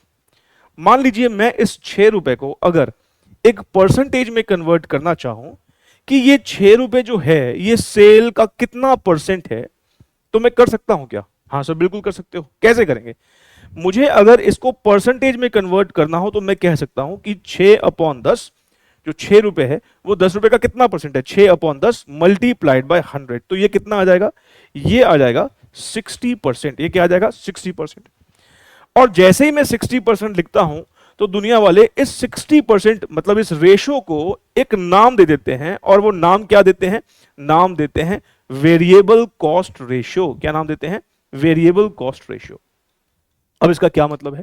इसका मतलब यह है कि हमने कस्टमर से जितना पैसा रिकवर किया, परसेंटेज टर्म्स में देखें तो 60% तो हमारा वेरिएबल कॉस्ट में खर्च हो गया, 60% तो हमारा समोसा बनाने में ही लग गया। मतलब जो हमारे पास रेवेन्यू आता है उसका 60% हम खर्च कर देते हैं उस प्रोडक्ट को मैन्युफैक्चर करने में, उस प्रोडक्ट को बनाने में, राइट। तो ये जो 60% है ये बेसिकली क्या है? Variable cost ratio. कि जो हमारी वेरिएबल कॉस्ट है वो अगर मुझे परसेंटेज टर्म्स में कंप्यूट करनी हो तो कैसे करनी होगी? हम लेंगे वेरिएबल कॉस्ट, डिवाइड कर देंगे सेल से, मल्टीप्लाई कर देंगे 100 से। तो वेरिएबल कॉस्ट रेशियो का अगर मैं आपसे कहूं कि बताओ फॉर्मूला क्या हुआ, तो आप क्या बोलोगे? Sir variable cost divide by sales into 100। ठीक ऐसे ही हम अगर ये कहते हैं कि 60% तो हमारा खर्च हो जाता है, तो हमारे हिस्से में कितना बचा? 40%। ये जो 40% है, मतलब अगर मैं कंट्रीब्यूशन को भी सेल्स के रिस्पेक्ट में परसेंटेज में कन्वर्ट कर दूं तो वो भी एक रेशियो बन जाएगी। मतलब मैं जिस तरीके से वेरिएबल कॉस्ट को कन्वर्ट किया परसेंटेज में, मैं कंट्रीब्यूशन को भी कन्वर्ट कर सकता हूं। और कंट्रीब्यूशन को कन्वर्ट करने पर क्या होगा? जैसे 6/10 किया, ऐसे यहां पर क्या करेंगे? 4/10 इंटू 100। और ये कितना निकल के आएगा? ये निकल के आएगा 40%। अब इसको भी एक नाम देना पड़ेगा। इसका एक नाम तो है कंट्रीब्यूशन टू सेल रेशियो। क्या है? कंट्रीब्यूशन टू सेल रेशियो, कि हमने कंट्रीब्यूशन को सेल्स के रिस्पेक्ट में परसेंटेज में कन्वर्ट कर दिया। इसका एक नाम है कंट्रीब्यूशन मार्जिन रेशियो। जैसे कंट्रीब्यूशन को कंट्रीब्यूशन मार्जिन भी बोलते हैं, तो कंट्रीब्यूशन मार्जिन रेशियो। लेकिन जो इसका सबसे ज्यादा पॉपुलर नाम है वो है पीवी रेशियो। इसका सबसे ज्यादा पॉपुलर नाम क्या है? मैं भी डिफाइन करवाऊंगा, लिखवाऊंगा, डोंट वरी, सारी नोटिंग हम बहुत बढ़िया से करेंगे। हमारा मेन जो एसेट है वो नोट्स ही तो है, हमारा यूएसबी नोट्स है, नोट्स बहुत बढ़िया से बनाएंगे, चिंता ना करें, मैं आपको सब कुछ लिखने का वक्त दूंगा। फिलहाल सिर्फ समझने पर फोकस। हमने कहा ये जो 40% है, दुनिया वाले ना इसको एक रेशियो का नाम देते हैं, और इस रेशियो का नाम क्या है? P/V ratio. क्या नाम है? P/V ratio. Profit volume ratio पूरा नाम है, और पीवी रेशियो क्या है? पीवी रेशियो शॉर्ट में बोल देते हैं। इसका ज्यादा पॉपुलर नाम पीवी रेशियो है। अब आप देखना, जब हम थ्रू आउट मार्जिनल कॉस्टिंग पढ़ेंगे आप देखोगे ये पीवी रेशियो बार बार बीच में दखल देगी। मतलब पीवी रेशियो सबसे ज्यादा पॉपुलर रेशियो है इस पूरे चैप्टर की, सबसे ज्यादा पॉपुलर रेशियो है। तो पीवी रेशियो का फॉर्मूला क्या हो गया? सर पीवी रेशियो का फॉर्मूला हो गया contribution divided by sales into 100। मतलब अगर मुझे वेरिएबल कॉस्ट रेशियो निकालनी होगी तो मैं वेरिएबल कॉस्ट को ऊपर लूंगा, अगर मुझे कंट्रीब्यूशन टू सेल्स रेशियो या पीवी रेशियो निकालनी होगी तो मैं कंट्रीब्यूशन को ऊपर लूंगा। और डिनोमिनेटर किसके रिस्पेक्ट में ये रेशियो निकाल रहे हैं? सेल्स के रिस्पेक्ट में। तो इसलिए चाहे वीसी रेशियो हो चाहे पीवी रेशियो हो, दोनों के डिनोमिनेटर समझते हो ना, जो नीचे आता है, दोनों के डिनोमिनेटर में क्या होगा? सेल होगा। और दोनों के न्यूमरेटर में क्या होगा? अगर वेरिएबल कॉस्ट रेशियो है तो वेरिएबल कॉस्ट होगा, पीवी रेशियो है तो कंट्रीब्यूशन होगा। क्या मेरी बात आपको समझ में आती है? हाँ सर बिल्कुल समझ में आती है। अब जरा एक और बात सुनाए। अगर हम एक बात देखें तो ये दोनों वेरिएबल कॉस्ट और कंट्रीब्यूशन ये किससे निकले हैं? सेल्स से ही निकले हैं। क्योंकि ये दोनों सेल्स से ही निकले हैं और दोनों रेशियो सेल्स के रिस्पेक्ट में ही है। जब इन दोनों रेशियोज को जब आप जोड़ देंगे ना तो इसका सम टोटल हमेशा 100% ही आएगा। इसका सम टोटल हमेशा 100% ही आएगा। अब एग्जांपल के तौर पर जरा ध्यान से मेरी बात को सुनेगा। मैं अब बोलता हूं मान लो हमारा समोसा 10 रुपए का तो बिका, ठीक है, पर मान लो हमारी लागत ना मान लो हमारा कॉम्पिटिटर है, वो इतना एफिशिएंट नहीं है, वो बेचारा समोसा 8 रुपए का ही बना पाता है, जो कारीगर रखा हुआ है उसने वो बड़ी वेस्टेज कर देता है, वो 8 रुपए का ही समोसा बना पाता है, खर्चा ज्यादा बैठता है उसको, तो उसके घर में कितने बढ़ेंगे? 2 रुपए। वो समोसा महंगा बेच भी सकता, हमारी तो बड़ी पॉपुलर दुकान है, जब हम ही 10 रुपए का दे रहे हैं तो हमारा कॉम्पिटिटर 11 करके देखे तो जो बेच पा रहा है वो भी नहीं बेच पाएगा, तो उसकी मजबूरी है उसे 10 में ही बेचना पड़ेगा, कंपटीशन भी तो है ना। तो लेकिन उसकी कॉस्ट घर में कितनी बैठती है? 8 रुपए की, उसकी ऑपरेशनल एफिशिएंसी इतनी बढ़िया नहीं है। अब अगर मैं अपने कॉम्पिटिटर का देखता हूं तो उसका वीसी रेशियो कितना होगा? सर उसका वीसी रेशियो होगा 8/10 इंटू 100, उसका वीसी रेशियो है 80%। इसका मतलब वो जितना भी बेचारा कमाता है 80% तो वेरिएबल कॉस्ट में ही खर्च कर देता है, तो उसके घर में कितने, उसके गुल्लक में वो कितने डालता होगा? 2/10 इंटू 100, वो गुल्लक में तो 20% ही डालता है। अभी भी देखो सम कितना है? 100% ही है। अरे भाई कंट्रीब्यूशन और वेरिएबल कॉस्ट दोनों निकले तो सेल्स से ही हैं, और ये दोनों रेशियोज हमने सेल्स के रिस्पेक्ट में ही निकाली हैं, इसलिए हमेशा ध्यान रखिएगा इन दोनों रेशियोज का जो सम है वो 100% ही होगा। ठीक है, मैं भी नोटिंग करवाऊंगा, प्रॉपर नोट्स लिखवाऊंगा आपको। ठीक है, मेरी बात समझ में आ गई? तो हमने देखा कि हाँ भाई पीवी रेशियो और वीसी रेशियो ये दो रेशियोज है। भाई जो वेरिएबल कॉस्ट और कंट्रीब्यूशन अभी रुपीज में थे, हमने बस उसको परसेंटेज में तो कन्वर्ट किया, और क्या किया? बस उसे परसेंटेज में कन्वर्ट कर दिया। अच्छा, हम कई बार क्या करेंगे इस चैप्टर में, हम ना कई बार परसेंटेज में नहीं निकालेंगे, हम डेसिमल में ही छोड़ देंगे। कर सकते हैं, कोई दिक्कत नहीं है, मतलब 100 से मल्टीप्लाई नहीं करेंगे। अगर हम 100 से मल्टीप्लाई ना करें, बस 6/10 करके छोड़ दें, तो ये क्या हो जाएगा? ये 0.6 हो जाएगा। अगर हम यहां पे 4/10 करके छोड़ दें, 100 से मल्टीप्लाई ना करें, तो ये 0.4 हो जाएगा। भाई डेसिमल में अगर हम ऐसे छोड़, अगर हम मान लो 100 से मल्टीप्लाई नहीं करते हैं, तो ये जो रेशियो है ये डेसिमल में आ जाएगी। 60% की जगह 0.6 हो जाएगी। भाई 60% का क्या मतलब होता है? 60/100, तो 60/100 मतलब what? 0.6। इसका मतलब अगर हम इसको डेसिमल में ही रहने देते हैं तो 0.6 हो जाएगा, 40% 0.4 हो जाएगा। और जो मैंने अभी कॉम्पिटिटर का एग्जांपल लिया था 8/10 0.8 हो जाएगा, 0.8 और 2/10 0.2 हो जाएगा। मतलब अगर हम चाहें तो 100 से मल्टीप्लाई नहीं करेंगे तो डेसिमल में आ जाएगा। और अगर डेसिमल में अगर हमने ये रेशियो निकाली तो ध्यान रखें इन दोनों का सम कितना होगा? फिर 1 होगा। मतलब अगर हम परसेंटेज में निकाल रहे हैं तो दोनों का सम 100% होगा, और अगर हम डेसिमल में निकालेंगे तो दोनों का सम 1 हो जाएगा। क्या दिक्कत है? तो क्या मेरी बात आपको समझ में आई? तो मैंने आपसे अभी एक और बात, अब मैंने क्या ऐड कर दी, हमने कहा भाई देखो जो हमारा ये सेलिंग प्राइस है, हमने 10 रुपए का अपना समोसा बेचा, 6 रुपए हमें खर्च करने पड़ते हैं समोसा बनाने के लिए, हमारी जेब में तो 4 रुपए बचते हैं। तो जो ये 6 और 4 है, हमने कहा अगर मुझे इसको परसेंटेज में कन्वर्ट करना हो तो हम कैसे करेंगे? 6 रुपए को सेल से डिवाइड कर दो 6/10, ऐसे ही 4 रुपए को भी सेल से डिवाइड कर दो 4/10। एक 60% आएगा, एक 40% आएगा। हम अगर डेसिमल में निकालेंगे तो 0.6 0.4 आएगा। इन दोनों का सम हमेशा 100% होगा या 1 होगा। अगर हमने डेसिमल में छोड़ दिया है तो 1 होगा, और अगर हमने परसेंटेज में निकाला है तो 100% होगा। ठीक है, ये जो मैंने अभी आपके साथ डिस्कस किया है, मैं इसको प्रॉपर बिल्कुल फॉर्मल तरीके से लिखवाऊंगा, बट फिर भी कुछ बच्चों की हैबिट होती है नोटिंग वोटिंग करने की। अगर ये कहीं साइड में नोट करना है तो ये हमारा ध्यान रखें, ये हमारी फेयर नोटिंग नहीं है। फेयर नोटिंग अभी हमने सिर्फ एक पॉइंट नंबर 1 किया, ये हमारी, आप जब मैं ऐसे कुछ समझाने के लिए बातें लिखूं और अगर आपको वो भी नोट करनी हो तो ऊपर लिख लिया करना कि this is only for understanding. हाँ, लिखो ओनली फॉर अंडरस्टैंडिंग। इसको नोट करना है तो कर लो आप।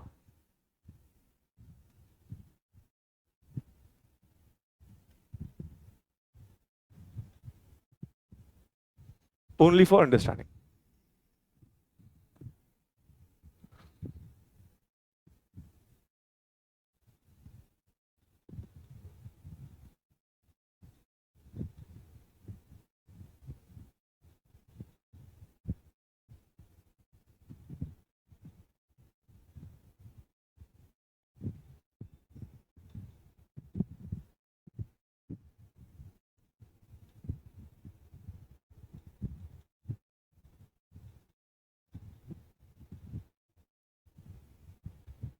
चलिए आगे बात करें।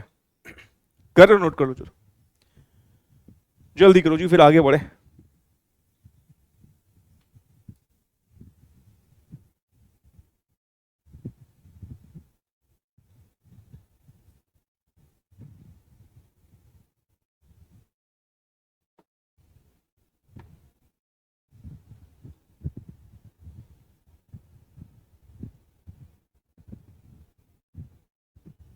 चलिए अपनी स्टेटमेंट पर वापस आते हैं।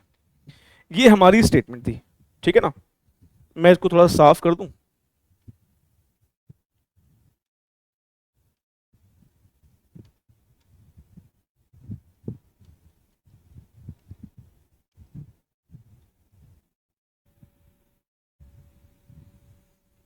चलिए अब मैं अगर अपनी इस स्टेटमेंट में वेरिएबल कॉस्ट रेशियो कंप्यूट करना चाहूं तो मुझे बताइए वेरिएबल कॉस्ट रेशियो को कंप्यूट करने का क्या फॉर्मूला होता है। सर वेरिएबल कॉस्ट रेशियो मतलब आप वेरिएबल कॉस्ट को परसेंटेज में निकालना चाहते हो, तो वेरिएबल कॉस्ट को सेल्स से डिवाइड कर दो। Variable cost divided by sales into 100 भी कर सकते हैं। फिलहाल मैं ना 100 से मल्टीप्लाई नहीं कर रहा हूं, ठीक है, यहां पर थोड़ा सा जगह फिर मेरे पास कम पड़ जाती है, मैं 100 से मल्टीप्लाई नहीं कर रहा हूं, कोई बात नहीं, डेसिमल में आ जाएगा। बताइए जी, अगर मैं पर यूनिट डेटा की मदद लूं तो हमारा 6 रुपए का वेरिएबल कॉस्ट है, 10 रुपए का हमारा सेलिंग प्राइस है, तो हमारा वेरिएबल कॉस्ट रेशियो कितना आ गया 0.6, 60% या 0.6 एक ही बात होती है। अगर हम इस 2500 वाले लेवल पर निकालें, अगर मान लिए वेरिएबल कॉस्ट रेशियो अगर हम इस लेवल पर निकालते हैं तो इस लेवल पर हमारी वेरिएबल कॉस्ट कितनी है 15,000, इस लेवल पर हमारा सेल वैल्यू कितना है 25,000। आप चेक करो, अगर मैं 15,000 अपॉन 25,000 अगर मैं करता हूं तो आप देखो 0.6 ही आएगा। कैलकुलेटर है ना आपके पास? अरे भाई प्रैक्टिकल पेपर आप यहां पे मैं आपको पढ़ा रहा हूं, आपके हाथ में कैलकुलेटर होना बहुत ज्यादा जरूरी है। फोन से कैलकुलेशन नहीं करनी है आपको, ठीक है ना, कैलकुलेटर लेना बहुत जरूरी है।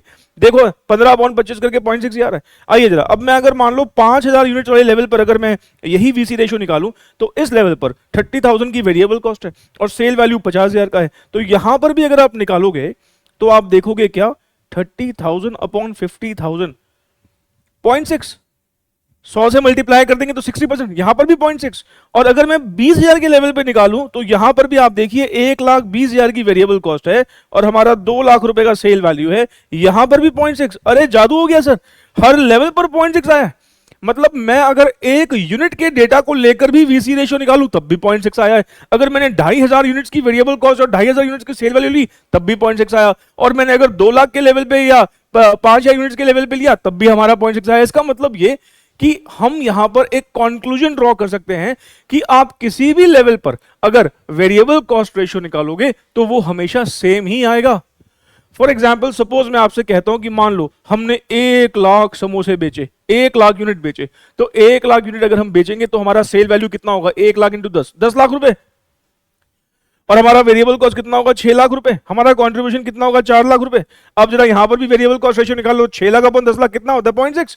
इसका मतलब ये हम अगर किसी भी लेवल पर वीसी रेशियो कंप्यूट करेंगे तो वो हमारा सेम आएगा। तो क्या सर ये हमेशा ऐसे सेम ही आता है? हाँ हमेशा सेम आता है। इसकी एक एक्सेप्शन है, अगर मान लो वेरिएबल कॉस्ट पर यूनिट बदल जाए, जैसे अभी आपने देखा कि हम अगर 2,500 समोसे बना रहे हैं या 5,000 बना रहे हैं या 20,000 बना रहे हैं, तब हमारा हर एक लेवल पर 6 रुपए का ही वेरिएबल कॉस्ट लग रहा है। लेकिन प्रैक्टिकली अगर हम सोचें, अगर मान लो हम 2,500 समोसे बनाते हैं तो माना 6 रुपए की कॉस्ट हमारी लग सकती है, लेकिन अगर हम अपना स्केल बढ़ा देते हैं, मान लो हम 20,000 समोसे बना रहे हैं, तो भाई अगर हम 20,000 समोसे बना रहे हैं तो उसका मतलब हम आलू वगैरह बल्क में लेके आएंगे, तेल वगैरह बल्क में लेके आएंगे, और जब आप मार्केट से चीजें बल्क में लेते हैं तो आपको कुछ डिस्काउंट मिल जाता है। इसका मतलब हो सकता है कि 20,000 के लेवल पर हमारी वेरिएबल कॉस्ट थोड़ी सी घट जाए, 6 की जगह 5.5 हो जाए। अगर हमारी वेरिएबल कॉस्ट में बदलाव आएगा तो ध्यान रखिए तब वीसी रेशियो सेम नहीं रहती। फिलहाल वो आगे की बात है, अभी हम चेंज इन प्राइजेस की बात नहीं कर रहे। चेंज इन प्राइजेस करके हमारा एक सेपरेट कॉन्सेप्ट है, उसमें पूरी क्लास हम खर्च करेंगे जहां पर प्राइजेस में बदलाव आता है तो हमारे रेशियोज कैसे इंपैक्ट होते हैं वो हम वहां पे सेपरेटली पढ़ेंगे। अभी के लिए मैं आपसे कह रहा हूं, हम जो अभी जो बेसिक डिस्कशन कर रहे हैं वहां पर हम यही मान के चलते हैं कि प्राइजेस में कोई बदलाव नहीं है। हम चाहे 2,500 समोसे बनाएं या 2 लाख समोसे बनाएं या 10 लाख समोसे बनाएं, हमारी वेरिएबल कॉस्ट 6 रुपए ही पड़ेगी। अगर आपके वेरिएबल कॉस्ट में कोई बदलाव नहीं आया है तो हम ये कहेंगे कि हाँ VC ratio will remain constant. आप चाहे किसी भी लेवल पर निकाल लीजिए, वीसी रेशियो बदल सकती है अगर प्राइस में बदलाव आ जाए, चाहे वेरिएबल कॉस्ट में चाहे सेलिंग प्राइस में। अगर ये बदलाव आएंगे जो कि हमारा सेपरेट डिस्कशन है, फिर हम देखेंगे कि हाँ वेरिएबल कॉस्ट बदलता है। लेकिन अभी के लिए मैं क्या कहूंगा, अभी आप आगे की मत सोचिए, अभी आप ये सोचिए कि हमारा वेरिएबल कॉस्ट रेशियो जो है वो कांस्टेंट रहता है। आप किसी भी लेवल पर निकाल लीजिए। और इस 60% का क्या मतलब था? इस 60% का मतलब था हमारी जितनी भी सेल होती है 60% हमारा खर्च हो जाता है वेरिएबल कॉस्ट में। आप चेक कर लो, हमारी 25,000 रुपए की सेल पर 60% 15,000 रुपए खर्च हो गया, 50,000 का 60% 30,000 रुपए खर्च हो गया, 2 लाख का 60% 1,20,000 खर्च हो गया। नहीं यही तो मतलब हुआ। चलिए आगे बढ़ते हैं। हमने कहा ठीक है भाई, वीसी रेशियो हमने निकाल लिया। अब जरा बात करते हैं पीवी रेशियो की। अगर मैं यहीं पर पीवी रेशियो मतलब प्रॉफिट वॉल्यूम रेशियो निकालूं, तो प्रॉफिट वॉल्यूम रेशियो को आसान से शब्दों में हम क्या बोलेंगे? प्रॉफिट वॉल्यूम रेशियो क्या है कि अगर मुझे कंट्रीब्यूशन को परसेंटेज में निकालना हो सेल्स के रेस्पेक्ट में, तो उसको पीवी रेशियो बोल देते हैं। इसका मतलब यहां पर क्या कहेंगे? Contribution upon sales into 100। 100 से नहीं मल्टीप्लाई करेंगे तो डेसिमल में आ जाएगा, क्या दिक्कत है? तो यहां पर अब हम क्या लिखें? 4/10.4। यहां पर 2500 के लेवल पर हमारा कंट्रीब्यूशन कितना है सर? 10,000 है। सेल वैल्यू कितना है? 25,000 है। तो 10,000 अपॉन 25,000 करके देखो, फिर से 0.4 आएगा। यहां पर देखिए, यहां पर हमारा 20,000 रुपए हमारा कंट्रीब्यूशन है। आप देखो ये रहा 20,000 हमारा कंट्रीब्यूशन है। तो 20,000 को अगर मैं 50,000 से डिवाइड करूंगा तो फिर से कितना आएगा? फिर से 0.4 आएगा। यहां पर देखो 80,000 रुपए का हमारा कंट्रीब्यूशन है। तो 80,000 को अगर मैं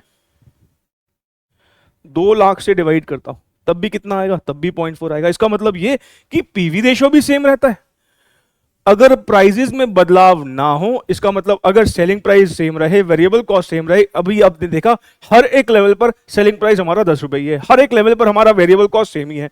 अगर ये प्राइजेस में कोई बदलाव नहीं आते तो वीसी और पीवी रेशियो हर एक लेवल पर सेम रहेगा। मतलब मैं कह सकता हूं बिना कुछ बोले कि अगर हम 2 लाख समोसे बनाएंगे तब भी हमारा वेरिएबल कॉस्ट रेशियो 60% आएगा, पीवी रेशियो 40% आएगा। अगर हम 5 लाख समोसे भी बेच देते हैं तब भी सेम ही आएगा। अब देखिए 1 लाख के लेवल पर भी हमारा 4 लाख का कंट्रीब्यूशन है। 4 लाख अपॉन 10 लाख कितना होता है? 0.4। ठीक है ना? और इस 40% का क्या मतलब है? इस 40% का मतलब यह है कि हम जितना भी रेवेन्यू मतलब जितना भी हमारा सेल वैल्यू आता है, हमारे पास गुल्लक में कितना हम डालते हैं? 40%। मतलब 60% का खर्चा निपटाने के बाद हमारे हाथ में 40% बचता है। और यही 40% अवेलेबल होता है किसके लिए? फिक्स कॉस्ट की रिकवरी के लिए। और बचा हुआ हमारे लिए प्रॉफिट होता है। तो मेरे ख्याल से इतनी कहानी आपको समझ में आ गई है। हमने वीसी रेशियो पीवी रेशियो देखा, हमेशा सेम आ रहा है। और अगर हम यहां पर एक रो यहां पर क्रिएट कर दें तो हम क्या बोलेंगे? VC ratio plus PV ratio, VC ratio plus PV ratio. मुझे बताइए VC ratio plus PV ratio क्या होगा? 0.6 प्लस 0.4 कितना आएगा? 1। यहां पर भी 1, यहां पर भी 1, यहां पर भी 1। इसका मतलब सम हमेशा पीवी और वीसी रेशियो का क्या रहेगा? हमेशा इन दोनों का सम जो है वो 1 रहने वाला है। मेरे ख्याल से अब आपको पिक्चर पूरी क्लियर हो गई होगी कि मैं क्या बोलना चाह रहा हूं। मैं अभी और भी कुछ बातें बोलूंगा, और भी कई बातें बोलूंगा। फिलहाल अब आपको क्या करना, अगला काम आपका क्या है? हमारा अभी नोटिंग की बात करते हैं, ठीक है? हमने पॉइंट नंबर 1 नोट किया, इनकम स्टेटमेंट। उसके हमने 3 नोट्स लिखे, राइट? हमने वेरिएबल कॉस्ट को डिफाइन किया, फिक्स कॉस्ट को डिफाइन किया, कंट्रीब्यूशन को डिफाइन किया। अब आप क्या कीजिए, इस स्टेटमेंट को ना आप पॉइंट नंबर 2 दे दो। ठीक है, हमारा फेयर नोट है ये, इसको पॉइंट नंबर 2 दे दो। इसको पहले आप नोट करो, फिर इसके नीचे मैं कुछ नोट्स लिखवाऊंगा। अब आप समझदार है, मैं क्या नोट्स लिखवाऊंगा इसके नीचे? इसके नीचे हम वेरिएबल कॉस्ट रेशियो की डेफिनेशन लिखेंगे। इसके नीचे हम पीवी रेशियो की डेफिनेशन लिखेंगे, नहीं प्रॉपर फॉर्मूला वगैरह लिखेंगे ना। आइए पहले इसको नोट करो आप।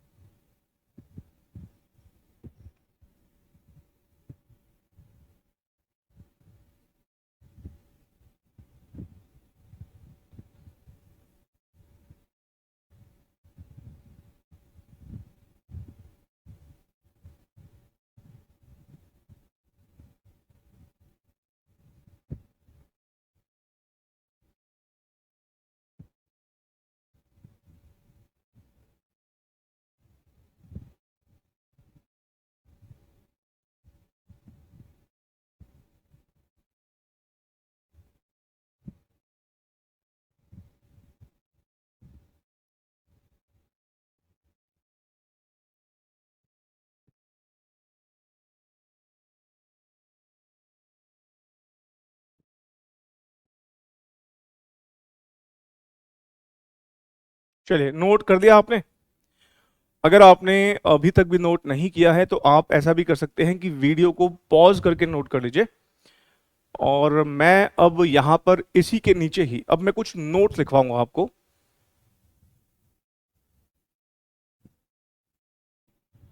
चलिए, अब ना हम इसके नीचे कुछ नोट्स लिख रहे हैं, राइट? लिखिएगा notes. Note number A,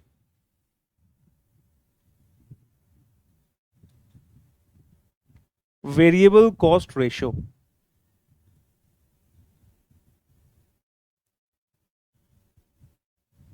variable cost ratio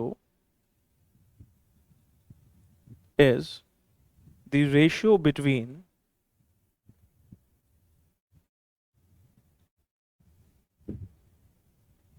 variable cost and sales, full stop.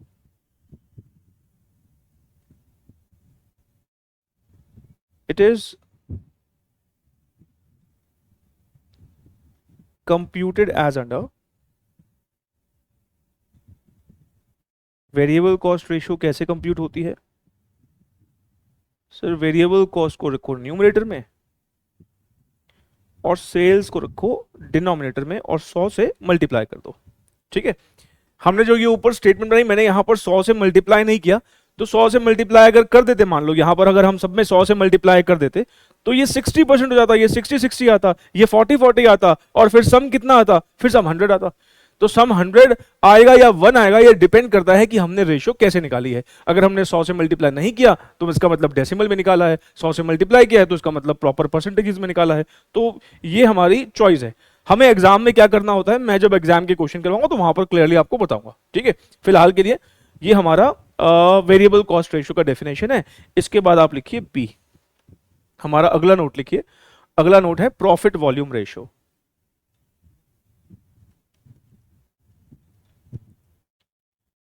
Profit volume ratio का जो प्यार का नाम है, निक नेम है, घर पे जो इसे प्यार से बुलाते हैं वो क्या बुलाते हैं शॉर्ट में? PV, PV ratio.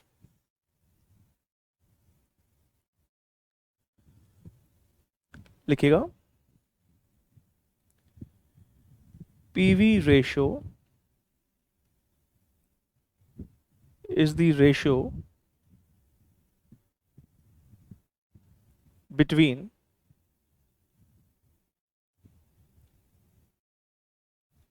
contribution and sales, full stop.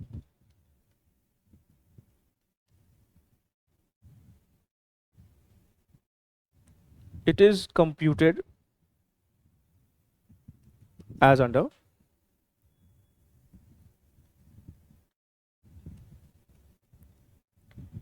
PV ratio is equals to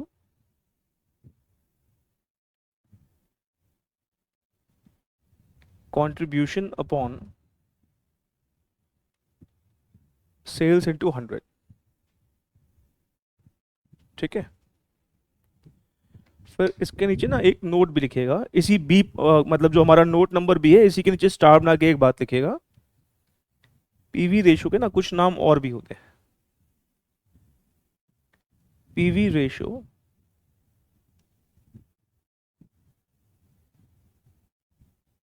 is also known as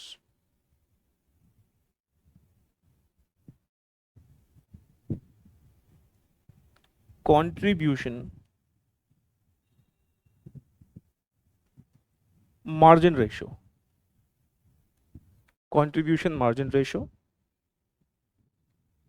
कुछ लोग इसको शॉर्ट में सीएम रेशियो भी बोल देते हैं।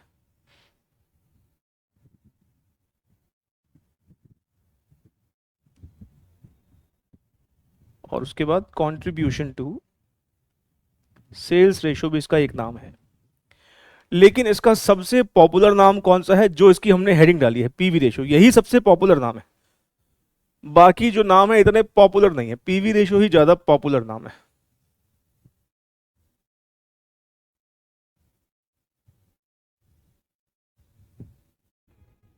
तो हमने ना यहां पर अपना सेकंड पॉइंट भी कंक्लूड कर लिया। अब हम अपने थर्ड पॉइंट की तरफ बढ़ रहे हैं। ठीक है, लिखिएगा थर्ड पॉइंट, लिखिएगा मेरे साथ। थर्ड पॉइंट में हम पहले तो पीवी रेशियो का फॉर्मूला लिखेंगे। मुझे बताइए पीवी रेशियो का फॉर्मूला हमने क्या देखा? पीवी रेशियो जैसे ही भूल जाओ ना फॉर्मूला, तो बस ध्यान रखना PV ratio is nothing but contribution in percentage.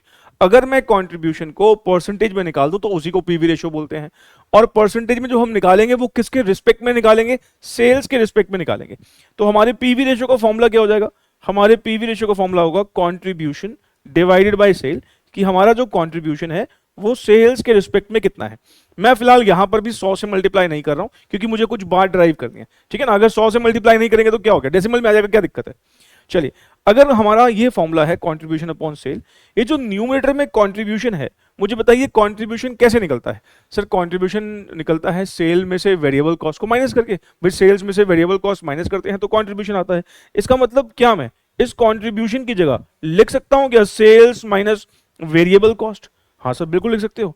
मैंने कंट्रीब्यूशन को रिप्लेस कर दिया, कंट्रीब्यूशन को हटा दिया और उसके बदले में क्या लिख दिया, जो कंट्रीब्यूशन का फॉर्मूला होता है। कंट्रीब्यूशन कैसे निकलता है, सेल्स में से वेरिएबल कॉस्ट को घटा के। और मैं अगर यहां पर थोड़ी सी मैथ्स यूज करूं तो क्या मैं इसको ऐसे लिख सकता हूं क्या, sales upon sales minus variable cost upon sales. हाँ सर बिल्कुल लिख सकते हो। जैसे ही मैंने ये लिखा तो ये सेल सेल तो आपस में कट गया, इसका मतलब ये क्या हो गया, 1 माइनस वीसी अपॉन सेल्स। और अगर आप ध्यान से देखें, ये वीसी अपॉन सेल बेसिकली क्या है, ये वीसी अपॉन सेल्स है वेरिएबल कॉस्ट रेशियो। ये वीसी अपॉन सेल्स, भाई अगर मैं वेरिएबल कॉस्ट को सेल्स के रिस्पेक्ट में निकालता हूं तो वो क्या कहलाती है, वेरिएबल कॉस्ट रेशियो। इसका मतलब मैंने पीवी रेशियो का एक फॉर्मूला और डिवाइस कर दिया, जो मैं अभी वर्बली बोल रहा था, अब मैंने प्रॉपर मैथमेटिकली प्रूव करके बता दिया कि पीवी रेशियो एक और तरीके से निकल सकता है, 1 माइनस वेरिएबल कॉस्ट रेशियो। अगर हमें वेरिएबल कॉस्ट रेशियो पता है तो हम उसको 1 से माइनस कर देंगे और जो आएगा वो हमारा पीवी रेशियो होगा। तो पीवी रेशियो के मैंने आपके साथ अब दो फॉर्मूला डिस्कस कर लिए। पहला फॉर्मूला कौन सा, कि कंट्रीब्यूशन अपॉन सेल, कि कंट्रीब्यूशन को परसेंटेज में निकाल दो सेल के रिस्पेक्ट में, कंट्रीब्यूशन अपॉन सेल। और दूसरा फॉर्मूला कौन सा, कि अगर हमें वीसी रेशियो पता है तो हम अगर 1 में से वीसी रेशियो को माइनस कर देंगे तो बचा हुआ पीवी रेशियो है। जैसे मैं अगर आपको बता दूं, हमारे इस एग्जांपल में अगर मैं बता दूं कि हमारा वीसी रेशियो 0.6 है, तो 1 माइनस 0.6 0.4। अगर वो कॉम्पिटिटर का याद करो, कॉम्पिटिटर का वीसी रेशियो 0.8 था, तो मेरे कॉम्पिटिटर का पीवी रेशियो क्या होगा, 0.2। भाई बहुत ऑब्वियस ही बात है, अगर 60% हम वेरिएबल कॉस्ट में खर्च कर देते हैं तो कंट्रीब्यूशन के नाम पर तो 40% बचेगा ना, तो कॉमन सेंस है। लेकिन अगर मुझे फॉर्मूला का रूप देना हो तो 1 माइनस वीसी रेशियो। और अगर 100% अगर मान लो परसेंटेजेस में है तो आप 100 से माइनस कर दो। भाई या तो परसेंटेजेस में होगा या डेसिमल में होगा। अगर वीसी रेशियो 60% लिखा है तो हम पीवी रेशियो 40% बोल देंगे। अगर वीसी रेशियो 0.6 लिखा है तो पीवी रेशियो 0.4 बोल देंगे। जैसे यहां पर मैंने आपको क्या बताया कि सम 1 कब होगा, जब हम डेसिमल में निकालेंगे। लेकिन अगर हम परसेंटेजेस में निकालेंगे, 100 से मल्टीप्लाई कर देंगे तो सम 100% हो जाएगा, क्या दिक्कत है। ठीक है, तो हमारा पीवी रेशियो का हमने अब दो फॉर्मूला डिवाइस कर लिए। पहला क्या है, जो बेसिक फॉर्मूला है कंट्रीब्यूशन अपॉन सेल, मतलब 4/10, 10,000 अपॉन 25,000, है ना, 20,000 अपॉन 50,000। ये हमारा बेसिक फॉर्मूला है कंट्रीब्यूशन अपॉन सेल। कंट्रीब्यूशन को सेल्स के रिस्पेक्ट में परसेंटेज में निकाल दिया। और दूसरा फॉर्मूला क्या है, कि अगर हमें वीसी रेशियो अगर किसी ने बता दिया, मतलब क्वेश्चन ने अगर हमें वेरिएबल कॉस्ट रेशियो बता दिया, तो हम वो देख के ही बता देंगे कि पीवी रेशियो क्या होगा। वीसी रेशियो अगर 60% है, पीवी रेशियो 40% होगा। अगर बताया जाए कि वीसी रेशियो हमारा 55% है तो पीवी रेशियो 45, मतलब 55% अगर वो होगा तो दूसरा 45% होगा। अगर वीसी 85 होगा तो वो 15 होगा। नहीं भाई, दोनों का सम कितना होता है, 1 या फिर 100%। तो इसको भी आप नोट कर लीजिए।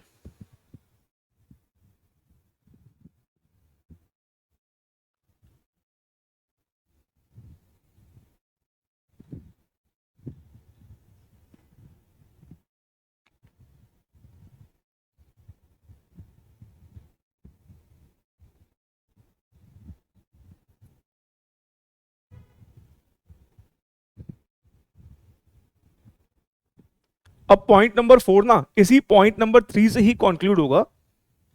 जैसे हमने पॉइंट नंबर 3 में लिखा कि पीवी रेशियो निकालने का तरीका क्या है, कि अगर हमें वेरिएबल कॉस्ट रेशियो पता होगा तो हम 1 में से माइनस कर देंगे, राइट।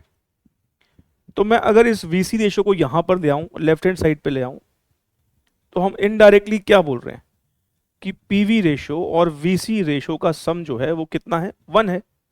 और यही पीवी और वीसी रेशियो अगर परसेंटेजेस में है तो ये सम कितना है, 100% है। ठीक है ना। तो आप ये पॉइंट नंबर 4 ऐसे लिख के नीचे एक स्टार बना के एक बात लिखो, sum of PV ratio and VC ratio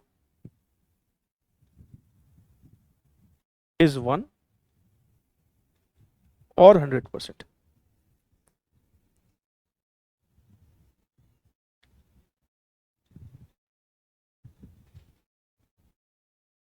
ठीक है, चलो एक और कंक्लूजन निकालते हैं।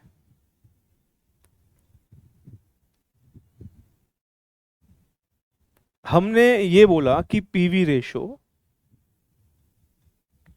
और वीसी रेशो का सम 1 होता है, तो कहीं ना कहीं हम वीसी रेशो भी तो निकाल सकते हैं 1 माइनस पीवी रेशो करके। भाई अगर हमें पीवी रेशो पता हो तो हम क्या वीसी रेशो नहीं निकाल सकते? हाँ निकाल सकते हैं। भाई सीधी बात यह है, दोनों में से कोई एक पता होना चाहिए, बिकॉज दोनों का सम 1 होता है, तो कोई भी एक बता दो, दूसरी हम निकाल देंगे।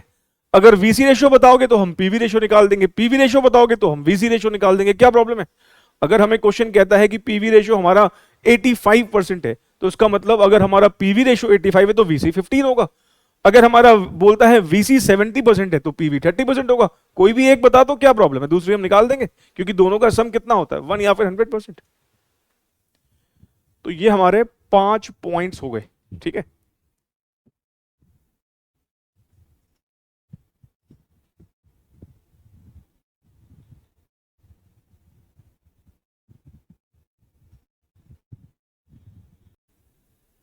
चलिए अब ऐसा करते हैं, एक एग्जाम्पल लिखते हैं ताकि जो बातें हमने बोली वो आपको याद रहे। लिखिएगा एग्जाम्पल नंबर 1 करके लिखिएगा। सपोज हमें क्वेश्चन में बताया हुआ है कि हमारा वेरिएबल कॉस्ट रेशो जो है वो 80% है, और हमसे कहे कि कैलकुलेट कर दीजिए पीवी रेशो। तो आसान सी बात है, कैसे निकलेगा PV ratio? Sir PV ratio निकालने का तरीका होता है, क्योंकि वीसी और पीवी रेशो का सम या तो 1 होता है या 100% होता है, तो पीवी रेशो कैसे आएगा? 1 माइनस वीसी रेशो अगर डेसिमल में है, 100% माइनस वीसी रेशो अगर परसेंटेज में है। यहां में वीसी रेशो किस में दे रखी है? परसेंटेज में। तो हमारा पीवी रेशो का फॉर्मूला अब क्या हो जाएगा? 1 नहीं, 100% माइनस वीसी रेशो, ठीक है ना। भाई पीवी रेशो कैसे निकलेगा? या तो 1 माइनस वीसी रेशो या 100% माइनस वीसी रेशो। डेसिमल में होगा, जो मैंने आपको डिराइव करवाया था, क्योंकि मैंने यहां पर 100 से मल्टीप्लाई नहीं किया था, इसलिए यहां पर 1 माइनस वीसी रेशो बना था, ठीक है ना। अगर हमने परसेंटेजेस में हमें चीजें दे रखी हैं तो फिर हमें 1 नहीं, फिर हमें 100% माइनस वीसी रेशो लिखना होगा। तो यहां पर हम क्या लिखेंगे? 100% माइनस 80%। तो हमारा पीवी रेशो कितना होगा? 20%। और सीधी सीधी कॉमन सेंस है भाई, जब हम 80% प्रोडक्ट बनाने में खर्च कर देते हैं तो हमारे पास बचेगा कितना? 20% ही बचेगा ना। एग्जाम्पल नंबर 2,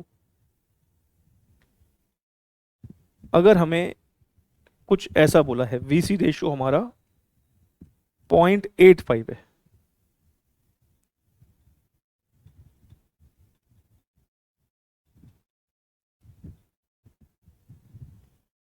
तो अब क्या करोगे आप? सर अब हमारा पीवी रेशो का फॉर्मूला हो जाएगा 1 माइनस वीसी रेशो, ठीक है। 1 माइनस 0.85, तो ये 0.15 हो जाएगा।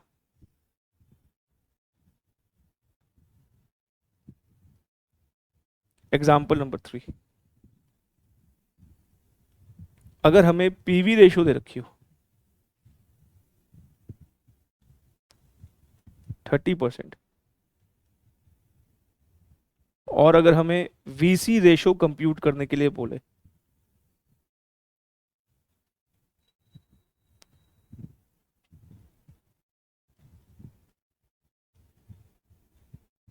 100% माइनस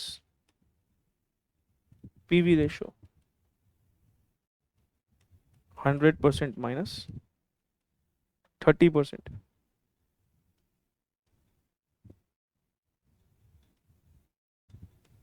70% आ जाएगा, ठीक है ना।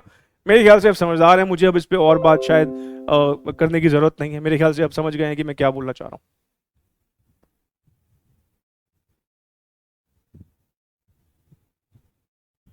तो चलिए मुझे बताइए आज की क्लास में हमने क्या क्या डिस्कस किया। सर आज की क्लास में हमने सबसे पहले बनाई एक इनकम स्टेटमेंट। इनकम स्टेटमेंट की शुरुआत हमने किससे करी थी? इनकम स्टेटमेंट की शुरुआत हमने करी थी सेल से। सेल्स में से माइनस किया था वेरिएबल कॉस्ट, फिर आया था हमारा कंट्रीब्यूशन, कंट्रीब्यूशन में से माइनस किया फिक्स कॉस्ट, फिर हमारा प्रॉफिट।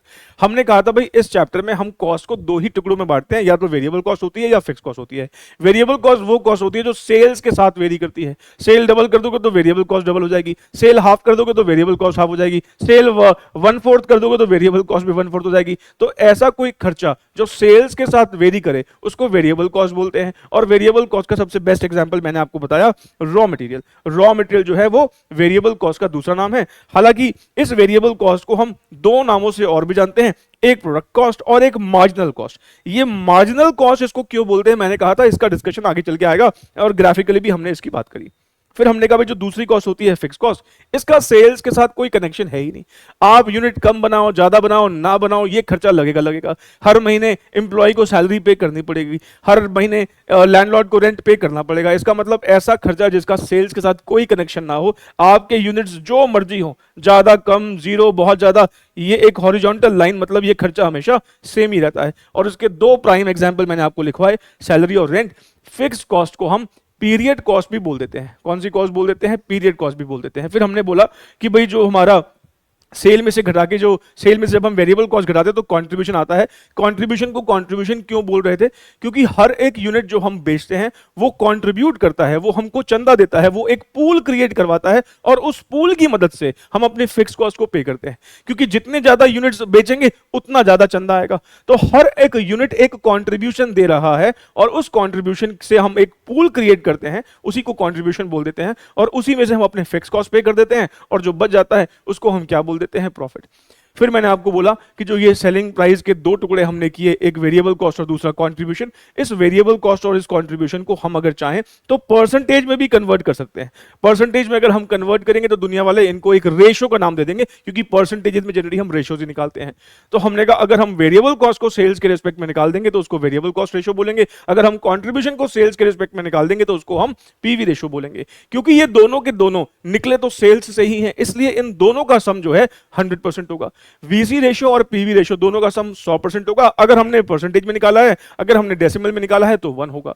और हमने इसको मैथमेटिकली भी प्रूव किया। ये जो हमने पॉइंट नंबर 3 देखा तो ये मैथमेटिकली प्रूव भी कर दिया, और फिर मैंने एक आधा एग्जांपल भी आपको करवा दिए।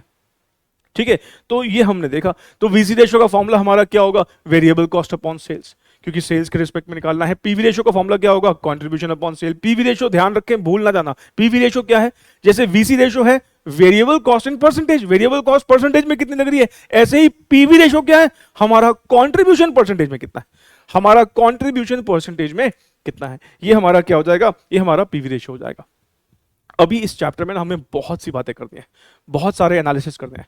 और जानते हो मैं जो है ना कहीं पर भी ना आपको रटवाऊंगा नहीं। हो सकता है अभी तक आपने जहां जहां भी जब भी आपने पीछे प्रैक्टिकल पेपर पढ़े हो तो हो सकता है आपने फॉर्मूलाज को रटा हो, चाहे अपने ग्रेजुएशन लेवल पर या स्कूल लेवल पर। लेकिन हम यहां पर एक भी फॉर्मूला रटेंगे नहीं। मैं लॉजिकली प्रूव करूंगा, मैथमेटिकली प्रूव करवाऊंगा। और जब हम कोई चीज प्रूव कर लेते हैं ना, किसी चीज का एसेंस समझ लेते हैं, उसके बेसिक, उसके पीछे क्या वो समझ लेते हैं, उसके बाद रटने की जरूरत है ही नहीं। वो दिमाग में ऑटोमेटिकली बिल्कुल ऐसे ऐसे रिटेन रहता है, लगता है कभी भूलेंगे ही नहीं आप। तो हम पूरी कोशिश करेंगे थ्रू आउट अकाउंट्स एफएम, हम हर एक फॉर्मूला का जो एक बेसिक रैशनल होता है, उसका लॉजिक जो होता है, उसको समझते हुए, उसको डिराइव करते हुए अपनी सारी बातों को हम समझेंगे।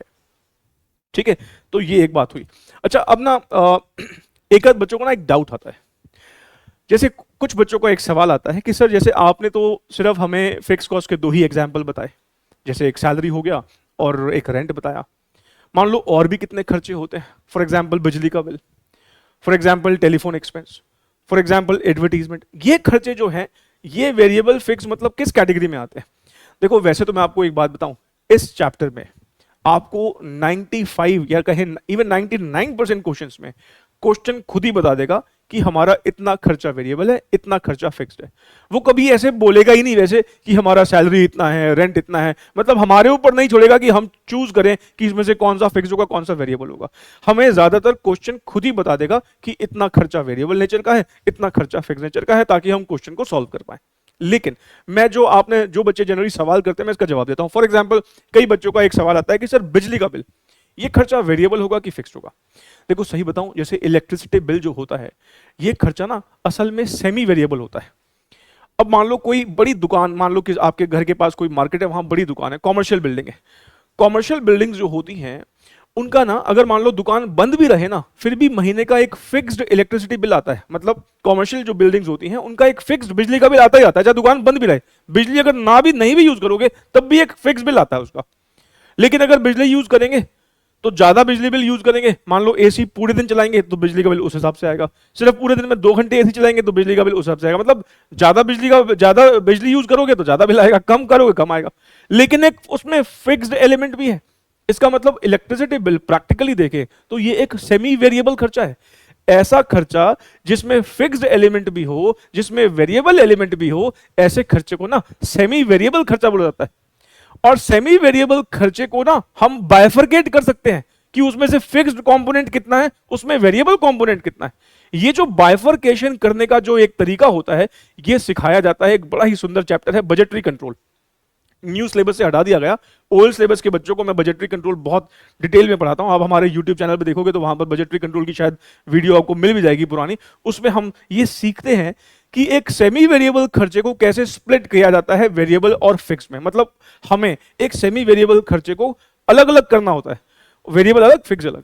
लेकिन इस चैप्टर में ना खास बात क्या है, क्योंकि इस चैप्टर में ना हमें ये स्प्लिट करने पर फोकस नहीं करना, यहां पर हमारा मेन फोकस डिसीजन मेकिंग पे है। तो किसी भी खर्चे को स्प्लिट करके ये चैप्टर हमें खुद से ही देगा। मैंने कहा ना, ज्यादातर चांसेस यही है कि ये क्वेश्चन हमें खुद ही बता देगा कि ये वेरिएबल खर्चा है, ये फिक्स खर्चा है, ताकि हमें कोई तकलीफ ना हो, हम हर एक अपना कॉन्सेप्ट को सही से सॉल्व कर पाए। तो कई बच्चों का ना दिमाग में सवाल आता है कि सर ये खर्चा कौन सा होगा, वेरिएबल होगा? वो मतलब बच्चे जो है कोई मान लो प्रिंटिंग स्टेशनरी, पोस्टेज, टेलीग्राम, बच्चा मुझे बोलता है कि सर बताओ ये खर्चा क्या होगा, ये सेमी वेरिएबल होगा, ये वेरिएबल होगा कि फिक्स होगा?